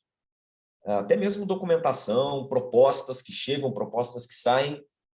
Então, eu até abro aqui uma discussão que penso eu que esse é um departamento que vai, com o passar do tempo, ser uma porta de entrada muito importante para muitos que estão acompanhando aí o curso, entendeu? Que vão ter essa posição anterior à de um gestor, né? Vão estar com uma função anterior de gestor, mas exercendo, muitas das vezes, uma função similar. Porque, dependendo do executivo, eu, assim, no meu caso, eu delego muito para que, às vezes, negociações aconteçam. Hoje nós temos um representante nosso departamento de mercado lá em Londres, né, no evento do Transfer Room, quer dizer, o convite veio para mim, mas eu não tenho a menor condição, então a gente acaba formando, com isso ele está lá ampliando a rede de contatos, possibilidades, clubes. Então, sem dúvida nenhuma, respondendo a tua pergunta, me comunico com todas as áreas, mas aqui eu mais demando e sou demandado, sem dúvida nenhuma, hoje, é o departamento de mercado, que não é restrito a me gerar relatório, a me gerar opinião, somente um processo de contratação. Eles atuam realmente nesses movimentos aí do elenco, tanto de chegada como de saída. Rodrigo, nós Por favor, Fernando. aqui no nosso curso, a gente apregoa que muitas vezes a contratação dessas pessoas que dão suporte ao trabalho do executivo e que potencializam o rendimento de atleta e que potencializam a qualidade do trabalho do executivo é mais importante que contratar jogador, né? Nós temos essa visão. Os equipamentos que devem ser controlados pelo executivo através de pessoas que implementam esses equipamentos e que analisam desempenho, que analisam atletas, que analisam os procedimentos, são mais importantes que tu contratar um jogador por 10, 12, 15 milhões, porque esse trabalho potencializa todos os atletas e não somente um atleta, que muitas vezes chega e não consegue, com o seu desempenho individual, fazer muita diferença dentro do todo que representa o coletivo da equipe. Então, isso que o Rodrigo falou, eu vejo como fundamental, e nós apregoamos isso no nosso curso. Tanto que nós temos aqui analista de desempenho, nós temos nutricionista, fisioterapeuta, né? Todas essas disciplinas, elas contribuem para que haja um crescimento de atuação dos atletas, de rendimento dos atletas. É isso que a gente apregou. Sem dúvida. E assim, Fernando, todos esses saberes juntos, eles potencializam os atletas que estão no teu elenco, como da mesma forma eles te servem de um filtro, muitas vezes, para você não errar, né? Para ele lá na hora, antes mesmo da tomada de decisão, da negociação, ele te ligar um sinal de alerta, olha, levantamos todo o histórico, né, de determinado atleta, é isso, e aí a gente vai avaliar o grau de risco, a margem, né, de risco que a gente está disposto a assumir. Então, eu vejo como fundamental, o nosso hoje gerente de mercado, que é o Rodrigo Weber, também, que foi formado por ti aí no Inter, né, e vem desempenhando um grande trabalho aqui, mas a gente procura envolver todas essas áreas para potencializar o que nós temos, mas muitas das vezes também para filtrar na hora de uma contratação. Uma coisa que a gente falei muito em comunicação aqui, mas acho que estão cada vez mais investindo tanto na base como no profissional, potencializam eles, é a questão da parte mental. Acho que os clubes hoje ainda investem pouco na área que realmente uma influência Rodrigo, muito grande. Vou pedir para você só repetir o raciocínio, porque deu uma travada na internet. Repete, por favor, parte mental, e aí pode seguir. Então, Rodrigo, não, eu acho que a área mental nos clubes ela é pouco explorada, tem pouco investimento, e muitas vezes os clubes eles colocam um determinado, não, vou colocar psicóloga, vou colocar assistente social por mero cumprimento de exigência, mas não dão a verdadeira importância do que esses profissionais, que não pode ser resumido a um apenas, conseguem alavancar no desempenho de um atleta. E eu não vou nem pegar um psicólogo do esporte, vou pegar um assistente social, que muitas vezes é pouco lembrado.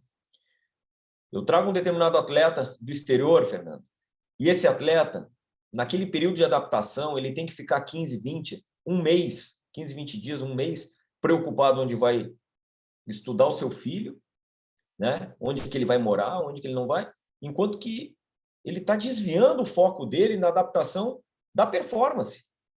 E muitas das vezes você vai no clube e vai dizer, não, eu gostaria de contratar 2 assistentes sociais, melhorar o preço daquela, acha que isso é perfumaria. Mas, assim, é o conjunto de todos esses saberes, de todos esses profissionais que conseguem alavancar, sim, a performance de um atleta. Não é bobagem, pelo contrário, é fundamental. E o mental, hoje em dia, ele eleva a performance, como se você tiver um mental não tão privilegiado, porque isso às vezes é inato, mas você desenvolve. Você desenvolve.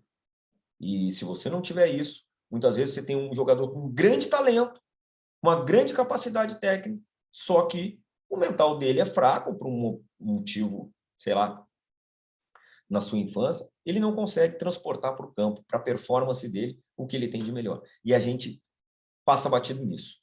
Poucas vezes a gente discute, né, o quanto que um atleta... Né, os extra-classe, eles já têm isso, né, desde o berço. Mas muitas vezes não. E você perde talentos nesse meio do caminho, perde jovens, perde jogadores importantes, porque você não deu a devida importância para isso também. Só para fazer esse parênteses aí, do quanto necessitamos de que todos esses departamentos se comuniquem e que eles, os clubes, deem a eles a devida importância, né? E não apenas aqueles que aparecem na mídia. Na minha visão, todos eles têm uma relevância, uma importância muito grande, porque são, né, para o cliente, o atleta é o cliente, né? Você tem que estar fomentando informação e melhorando ele constantemente. Rodrigo, uma historinha que até fiquei sabendo há 2 dias atrás, 2, 3 dias. Nós temos um ex-fisioterapeuta do Inter chamado Maureen Mansur, que tem uma relação muito forte com o Alisson, goleiro do Liverpool. E o Maureen foi convocado pelo Alisson para passar 20 dias em Liverpool para fazer uma recuperação lá que ele precisava, é a pessoa da confiança do Alisson. E lá ele conviveu no Liverpool, conheceu o ambiente, conheceu essas questões, né? E a propósito de assistente social, ele ficou sabendo que o Klopp cultua esse tipo de coisa. Cada vez mais criar ambiente positivo para os seus atletas. Mesmo que sejam atletas de primeira linha, culturalmente muito mais avançados, financeiramente muito mais preparados, eles também têm as suas necessidades como qualquer pessoa, né? E então o Liverpool tem 4 assistentes sociais que permanentemente estão em contato com os jogadores e as suas famílias em todas as áreas, não só na questão de colégio de filho, de faculdade ou de curso para as esposas, médico, cirurgião plástico, enfim, permanentemente os atletas têm o apoio de 4 assistentes sociais que, nas 24 horas por dia, estão à disposição das famílias para que elas não tenham problema e para que toda a energia dos atletas seja gasta para o desempenho esportivo. Né? Isso é um conceito maravilhoso, né? É um conceito maravilhoso. Não por acaso ele está lá, né, tantos e tantos anos, né, sempre com sucesso. E eu fico feliz, né, para um líder, né, do nível do Klopp entender realmente que essas pessoas que muitas vezes não têm um destaque, né, que deveriam ter, têm de importância e quanto eles conseguem modificar os atletas, né, modificar as pessoas, né, porque são seres humanos, né. Pô, legal.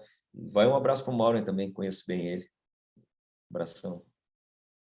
Dentro disso, Caetano, eu quero aproveitar um gancho, porque a gente falou sobre essa parte psicológica, e eu queria saber também como funciona o papel do executivo de futebol no momento de lidar com a exposição e as redes sociais, que é um fenômeno que pegou essa geração recente de jogadores e causa um impacto tão grande, pelo menos essa sensação que se tem de fora, como os jogadores que de fato acessam as redes sociais vivem um impacto muito grande disso. Alguns cancelam as redes sociais, alguns saem das redes sociais, apagam as suas contas. É muito por conta do impacto mental disso. Qual o papel do diretor de futebol, dentro de todas as tarefas que ele tem, dentro dessa área de gestão de pessoas, sejam eles os profissionais, sejam eles os meninos da base, com a exposição que se tem à rápida crítica e ao rápido elogio nas redes sociais? Isso aí é através de educação, né, Rodrigo? A gente faz realmente palestras, ciclos, para orientá-los, né? É claro que é uma questão muito pessoal de cada um, mas eles só têm essa exposição porque eles são atletas de determinado clube, né? Então, eles precisam ter esse entendimento.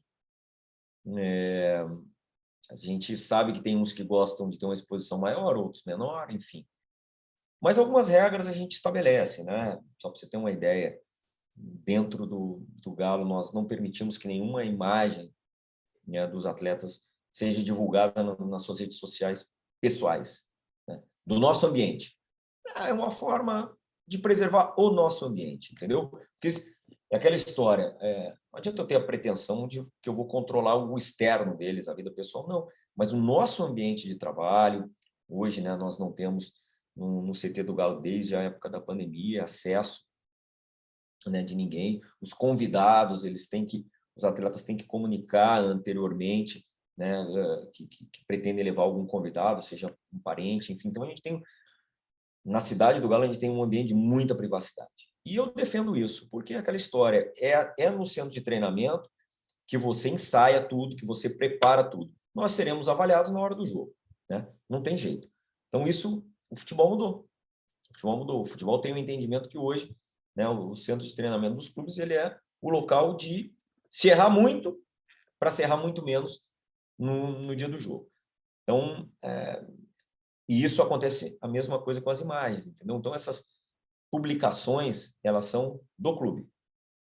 Do clube. Então, nós conseguimos ter um certo cuidado nisso.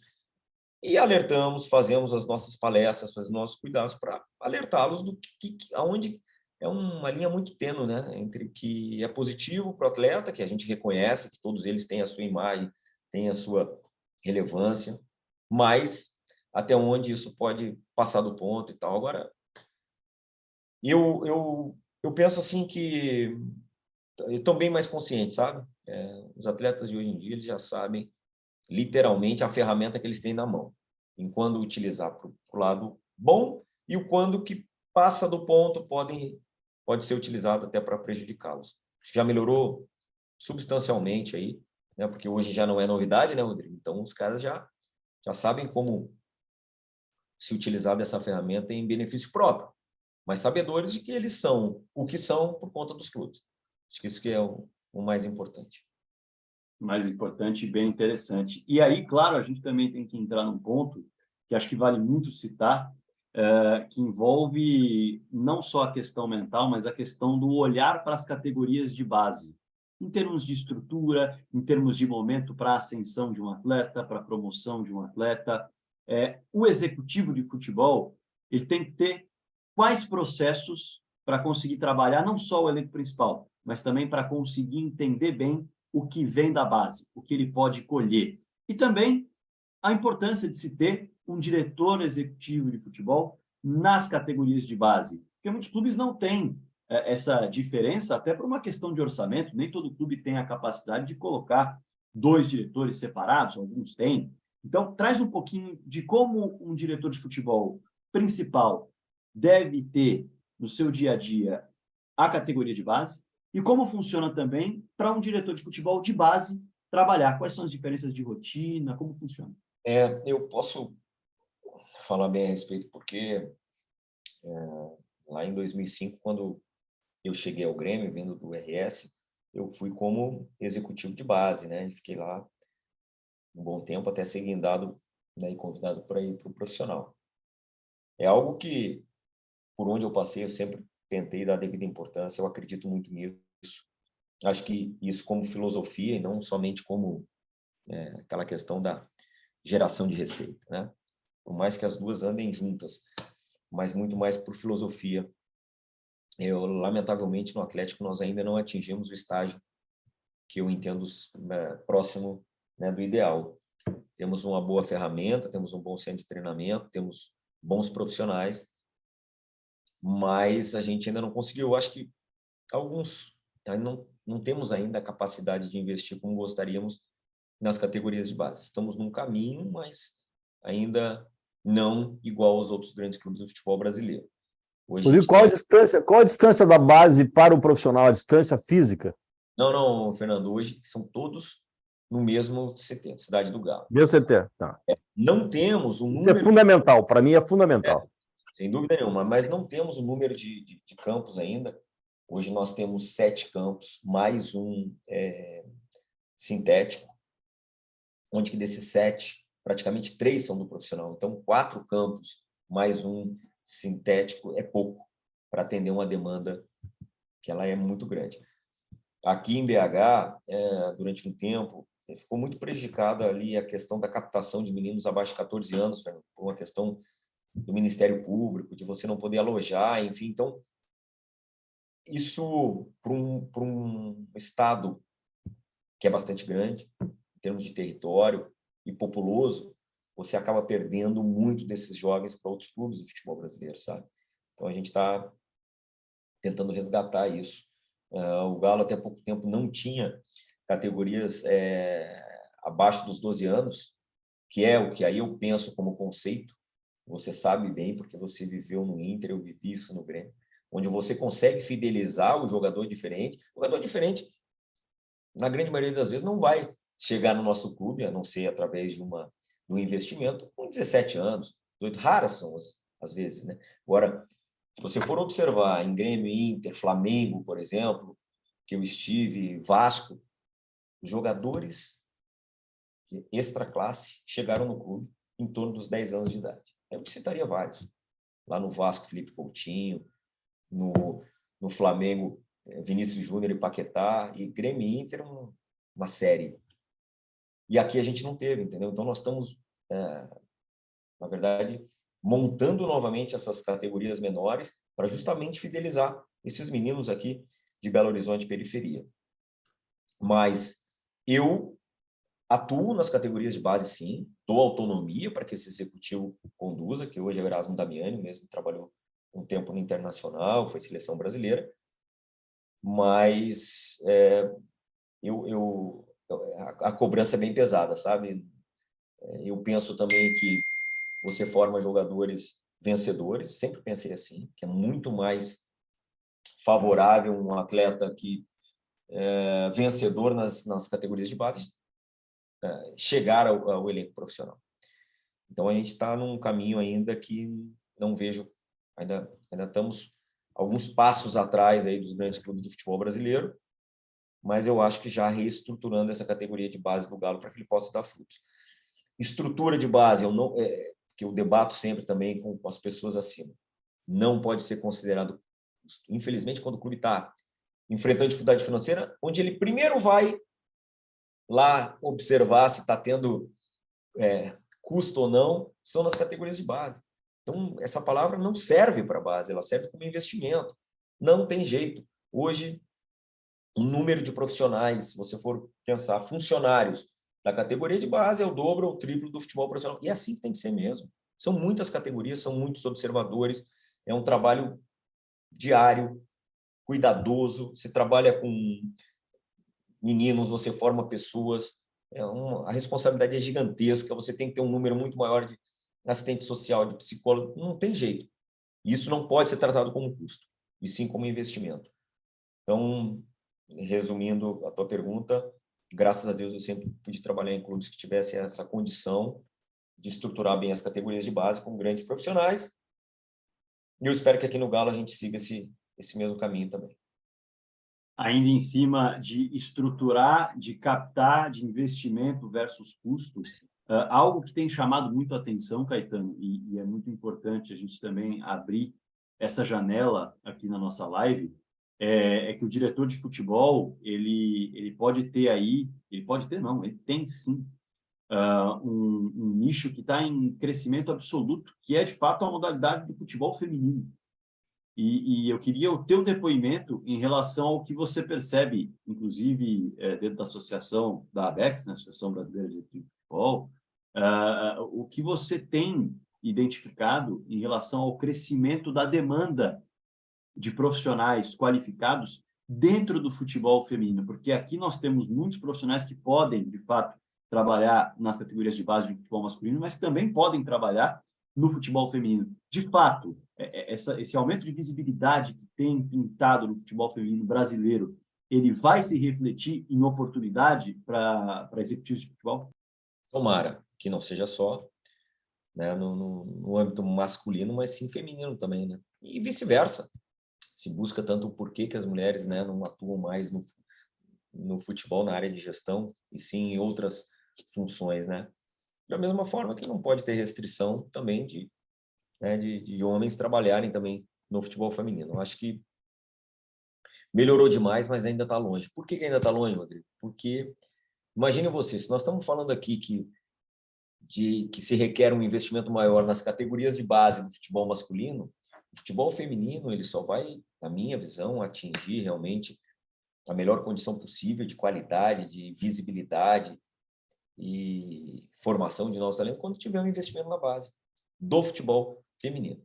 Então, por acaso, a gente vê, né, principalmente nos Estados Unidos, onde o investimento na base do futebol feminino é muito superior ao investimento na base do futebol masculino. Por isso que eles são dominantes, né, no futebol mundial. Isso é reflexo em qualquer lugar, em qualquer modalidade, em qualquer esporte. Então, assim, nós ainda, lamentavelmente, estamos no estágio de uma melhor estruturação do futebol feminino profissional, ou seja, né, adulto, melhor dizendo, porque nem todos, né, infelizmente, são profissionais, mas no futebol feminino adulto. E espero que numa velocidade muito maior se chegue também a uma estruturação do futebol feminino de base. Aí sim, eu tenho absoluta certeza que a gente vai ter uma formação muito melhor, sabe, Rodrigo? E em isso acontecendo, imagine você quanto que amplia, né,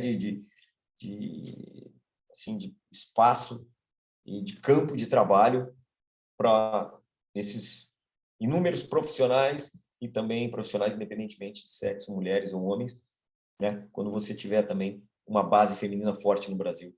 Poxa, é o sonho de todo mundo. E a tendência é de maior visibilidade, maior patrocínio, maior investimento. A gente torce para E a tendência é que ocorra, Rodrigo. a tendência é que ocorra. É que nós estamos atrasados em relação a outros países, mas é uma tendência, é um caminho sem volta. E que bom, porque vai absorver grandes profissionais que estão aí precisando de uma oportunidade. Isso é fundamental. E claro que a gente tem que mergulhar também, porque o curso executivo de futebol da Turma 5 também vai passar por esse tema. A gente falou muito sobre a questão do clube associativo, né? A gente abordou esse tema em alguns momentos da nossa live, do nosso bate-papo, Caetano. Mas eu também quero entrar na SAF, porque o futebol brasileiro ele caminha a passos largos para uma mudança cultural dentro da administração de uma série de clubes. E você mesmo citou, Caetano, a questão envolvendo o Galo, que está num processo aí de transformação de SAF também, de um modelo de negócio diferente, e o quanto isso impacta no dia a dia de um executivo de futebol. A gente já falou muito sobre profissionalização das áreas e dos setores, mesmo em clubes associativos, mas a SAF, ela já é uma realidade em alguns clubes, por exemplo, no Botafogo, onde uma pressão externa muito grande que já aconteceu para a saída do Luiz Castro, não se reverteu num resultado de saída dentro do clube, também por conta desse processo de SAF. Queria saber se, de fato, essa é a impressão que se tem, se o impacto vai gerar uma autonomia ainda maior na gestão do futebol para o executivo, e o que mais você enxerga nessa mudança cultural que vai acontecer no modelo administrativo de uma série de clubes de futebol brasileiro. Qual o impacto disso no executivo? A lei das SAFs, né, ela permite mesmo dentro da lei da SAF, ela permite alguns modelos distintos, né? Eu posso te falar assim, que pelas conversas que tenho com os nossos investidores aqui, com a nossa turma, vai ser um modelo um pouco diferente, porque se isso avançar, realmente será um grupo, né, de investidores que se tornarão sócios, né, do Galo e sócios dos nossos atuais investidores. Ainda podem definir como investidor, porque o que eles colocaram no clube, eles não têm remuneração nenhuma em cima do dinheiro que eles colocaram. Eles realmente são apoiadores enfim, mas eles ficarão na gestão. Essa é a informação que tenho. É muito difícil fazer essa avaliação, Rodrigo, porque eu não trabalhei com esse modelo ainda, sabe? Eu poderia aqui te dizer a minha impressão de conversas que eu tenho, profissionais da minha área que estão em clubes que hoje são comandados por uma SAF, né? Se por um lado, aquilo que nós falávamos, o externo, ele não tem o tamanho da interferência que tem no clube associativo, que você fala, citaste aí do Botafogo e outros tantos. Isso a gente já via até num clube diferente modelo, como é o próprio Bragantino, né?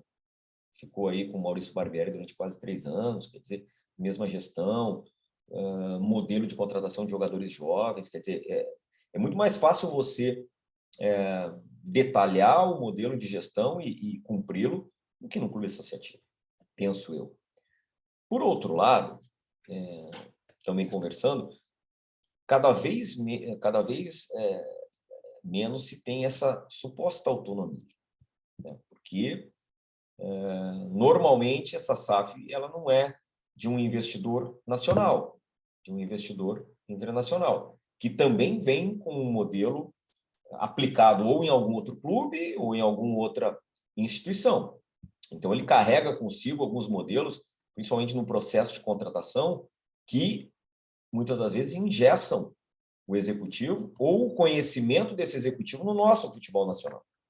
Não sei se eu estou me fazendo, mas eu vejo que alguns colegas têm tido essa dificuldade, né? E na montagem de elenco, uma visão somente de externo. E como em qualquer país, como em qualquer esporte, o futebol brasileiro tem as suas especificidades, né? Nem sempre os números, ou apenas os números, a questão dos analytics vai ser determinante. Não existe isso. É um conjunto de fatores que te leva a melhor avaliação. Então, assim, aí a gente vê uma avaliação posterior, é assim, não, mas determinado clube investiu X milhões em reforço, só um se tornou titular. Mas vem cá, esse processo de contratação ele foi adaptado à nossa realidade? Ou ele foi feito num conceito somente lá de fora? Não sei. Eu já tive conversas aí com algumas SAFs e era mais ou menos isso, entendeu?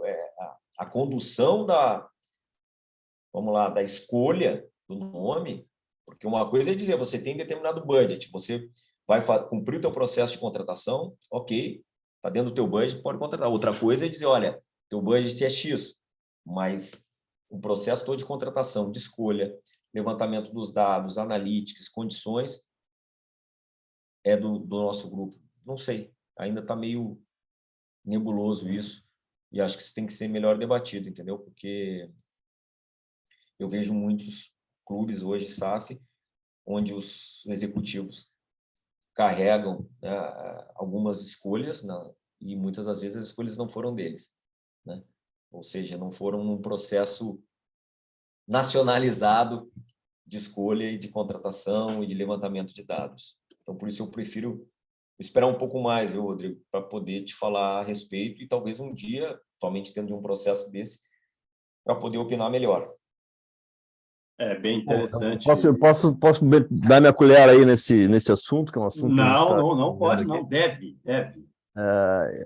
Se a gente analisar os clubes que se tornaram SAF, todos eles se tornaram SAF em relação à dificuldade financeira, a maioria, né?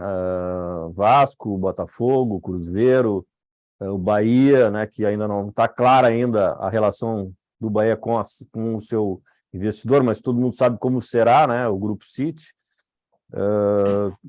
O América Mineiro, o Curitiba, ainda incipientemente, não se formou efetivamente uma SAF, é uma SAF do clube que será transferida para investidores, então a gente vai... Então, todo esse processo ainda está num momento muito inicial ainda para se ter uma posição. E o que se nota no Vasco, no Botafogo, no Cruzeiro, é que não é um processo planejado, né? É um processo para apagar incêndio, para conseguir conviver competitivamente, o Cruzeiro para subir, o Vasco, né, para subir. O Vasco agora começa a dar mostras de que vai começar a utilizar meninos da casa, fez algumas contratações de jogadores sem muito critério, a meu juízo, né? E agora começa a usar meninos da casa. O Botafogo também tem o Alessandro lá, que nós conhecemos, que é um ótimo profissional, que está conseguindo montar lá uma estrutura para contratar jogadores competitivos, né, que possam dar uma resposta imediata, né, mas não faz parte de um processo, né, não se tem um processo à vista aí, não se tem um processo claro, né, de mudança de orientação, de mudança de critério, né, de como vai funcionar, qual é o objetivo, né? O objetivo é ser competitivo, o objetivo é ter retorno financeiro. Acho que, por exemplo, o Vasco, o objetivo será a revenda, né? A 777 vai melhorar o funcionamento do clube, vai torná-lo minimamente competitivo para revender, né, para um segundo investidor, né? Acho que o Cruzeiro também, né? O Cruzeiro, que foi a negociação que envolveu menos recursos e mais dívida, ela vai também ensejar o aporte de recursos de outro investidor, até que o clube possa ter uma sequência mais competitiva e mais normal, com planejamento, tendente a tornar a operação um bom negócio, que hoje não é um bom negócio para quem investiu, não é um bom negócio, sem dúvida não é um bom negócio. Enfim, nós estamos aí num processo muito inicial, tanto que eu acho que na sequência nós não teremos outros grandes clubes que se tornarão SAF. O Atlético é um que está em andamento, porque tem os próprios credores que são mecenas do clube, vão acabar se tornando os principais acionistas de uma SAF, mas dentro de uma condição totalmente diferente, né, dos outros clubes. Nós teremos agora uma irrigação do mercado. Né, como? Curitiba, acho que também está no processo, né, Fernando? Não, Curitiba sim, mas o Curitiba é um processo do próprio Curitiba, que se tornou SAF, que agora vai transferir, né, as ações para um grupo português, se não me engano, mas também muito incipiente, sem ainda que se saiba qual é o destino, né, que vai ter a associação.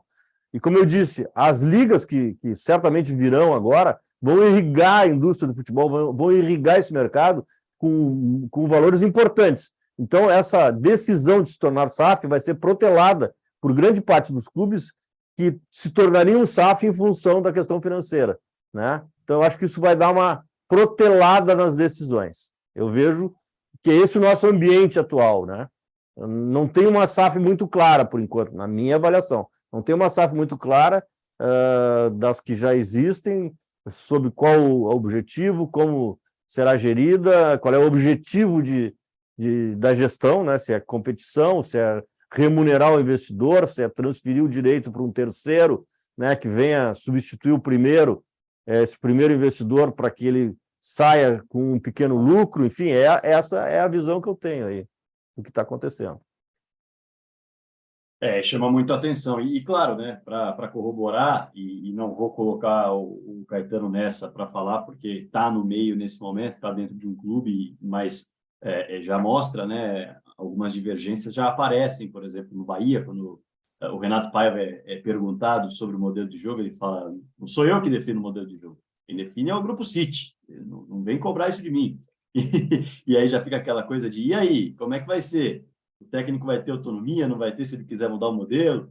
E aí a gente tem outras declarações curiosas, como, por exemplo, o John Textor, que diz que o Luiz Castro é sócio dele, brincando, dizendo que está apoiado de qualquer forma, 100%, e tem demonstrado isso. Então, são várias ocasiões em que a gente vai entendendo e compreendendo como vai funcionar a SAF. Mas, como o Fernando disse, comunicação clara mesmo dos objetivos de cada SAF ainda é algo que fica nebuloso. E o Caetano citou como é importante comunicar bem, tanto internamente quanto externamente. A gente está chegando na reta final dessa live. Tem perguntas para o Caetano aqui, 2 perguntas legais para a gente passar para o Caetano para a gente encerrar, mas eu quero lembrar a galera que pode mandar no chat, quem quiser entrar em contato com o pessoal do FutiHub, para se inscrever no curso Executivo de Futebol Turma 5, que será um encontro, serão 12 encontros se aprofundando, mergulhando nos temas. A gente foi passando aqui pela experiência do Caetano, que é fundamental para a gente entender e abrir a cabeça, mas a gente também vai, nesse curso, mergulhar precisamente em cada área de atuação do executivo de futebol, para entender processos, para entender diagnósticos, para entender o dia a dia, a rotina, se questionar e também para conseguir agregar bastante conteúdo teórico e prático, que é algo que também vai acontecer nesse curso e que é muito legal, além do network gigantesco, que a gente sabe que é muito importante. Perguntas que pintaram aqui, antes da gente encerrar esse bate-papo, o Darcy mandou, e eu vou colocar as 2 na jogada, porque muito se falou sobre comunicação, Caetano, nesse nosso bate-papo. E o Caetano perguntou aqui, se a comunicação é tão importante, como lidar com a vontade e a indicação da torcida para a escolha de um técnico? E aí, dentro da pergunta dele, claro, é a pressão popular, que pode vir da torcida, pode vir da imprensa, né? Como lidar com isso? E ele já emenda uma segunda que eu vou jogar também para você, Caetano, que tem a ver com comunicação. Ele diz aqui: houve perda de qualidade na comunicação entre os setores com a implementação das plataformas digitais que substituíram a comunicação presencial? Ele está querendo aqui entender se a adaptação ao mundo digital afastou e distanciou muitas vezes as relações humanas nesse processo de dia a dia de clube. Bom, primeiro, Darcy, né? Boa noite. Quando eu me refiro à comunicação, e eu exijo, às vezes até eu sou chato nisso com os clubes, é que os clubes deveriam ser proativos em comunicar, né? Para que não haja uma expectativa externa, para que não haja uma rejeição de um determinado nome, é justamente o clube situar o torcedor, que é o grande cliente, que é o grande interessado, o momento que ele atravessa. Mas a gente não faz isso. É nisso que eu me refiro. Entendeu? Então, por isso que a pressão externa ela acontece. Porque o torcedor não tem a obrigação de saber em que momento o seu clube vive. Ele não quer saber. Ele acha que você está lá com dinheiro em caixa, podendo sair a contratar determinado atleta, determinado treinador, enfim. Porque nós não fazemos bem. Se fizéssemos isso bem, você pode ter certeza que não estaríamos falando numa rejeição tão alta em determinados nomes, teríamos mais tolerância, enfim, poderíamos fazer determinadas apostas. Então, assim, eu volto à origem, a culpa é só dos clubes. E eu faço parte disso, né? Faço parte desses profissionais que não conseguem, na verdade, realizar bem essa comunicação. Não adianta eu dizer que o departamento... Não, também faço parte disso. Tento, mas eu acho que a gente está aquém do que a gente deveria fazer. E aí gera esse descontentamento sempre. Porque assim, não tem jeito. E em relação a essa questão, pelo contrário, tá? Eu acho que facilitou. É claro que a gente sempre necessita da relação humana. As ciências humanas no futebol, elas são tudo, né? É uma área de ciências humanas e não de ciências exatas, né? Equivoca-se quem pensa o contrário, que só os números, levantar os números de um determinado jogador é certeza absoluta de sucesso. Não. Mas o que eu me refiro? É que entre os departamentos, por conta das viagens, deslocamentos e tudo, você consegue, né, comunicar melhor, mesmo não estando presencialmente. O que diz respeito à comunicação, eu acho que veio para facilitar. É claro que você não deve nunca desviar que necessariamente você necessita dos encontros, né, presenciais. Mas eu acho que para tomada de decisão, sabe, Darcy, eu acho que isso acelerou, ajudou. Eu acho que foi... Porque hoje todo mundo sabe como, né, manusear e como conduzir bem essa questão da comunicação à distância de forma virtual. Então, facilita na tomada de decisão, sim. Fantástico. Fernando, eu quero puxar você aqui para as suas considerações finais. Pergunta para o Caetano se tem algo ainda que te chama a atenção para a gente perguntar, que está na sua mente aí. E, claro, já agradecendo demais a sua presença e a presença do Caetano aqui. Só para arrematar e agradecer ao Rodrigo, que, né, destinou seu precioso tempo para nós aqui, para o FutiHub, para os nossos companheiros, para os nossos alunos. Foi um prazer muito grande estar contigo, Rodrigo.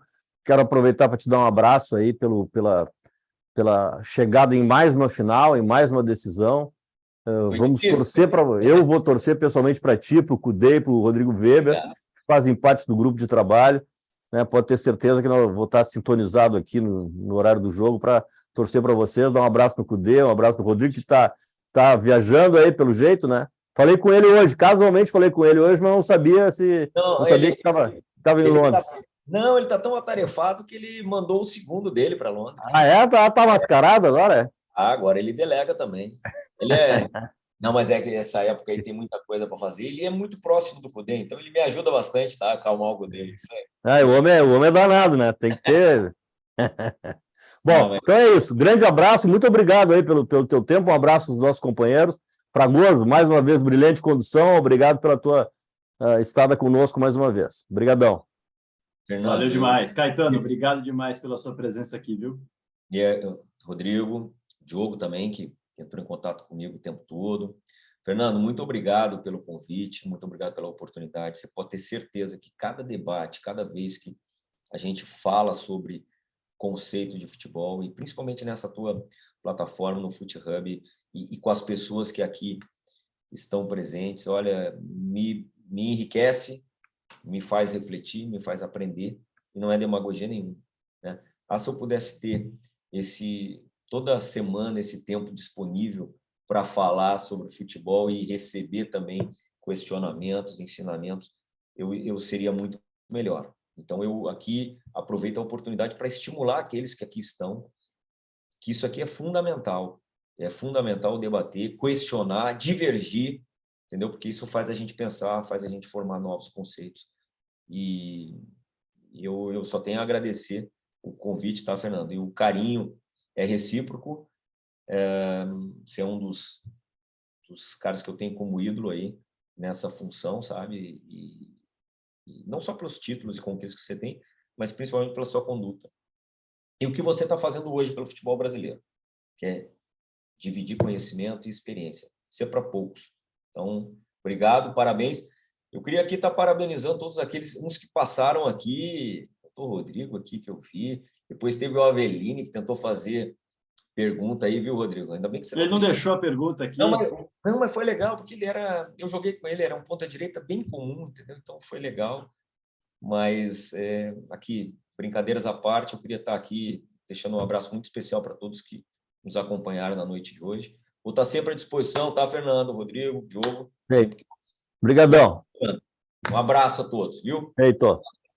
Agradecimento especial a todos que nos acompanharam aqui, que fizeram suas anotações. Lembrando que a turma 5, Executivo de Futebol, ela começa no dia 10 de abril e, claro, que a gente espera todo mundo no curso, que vai agregar, são 12 encontros, às segundas e terças-feiras, e prometem demais aprofundar e mergulhar nesse universo do Executivo de Futebol. Fora o networking, que também é fundamental. Grande abraço a todos, uma boa noite, um bom descanso. Tchau!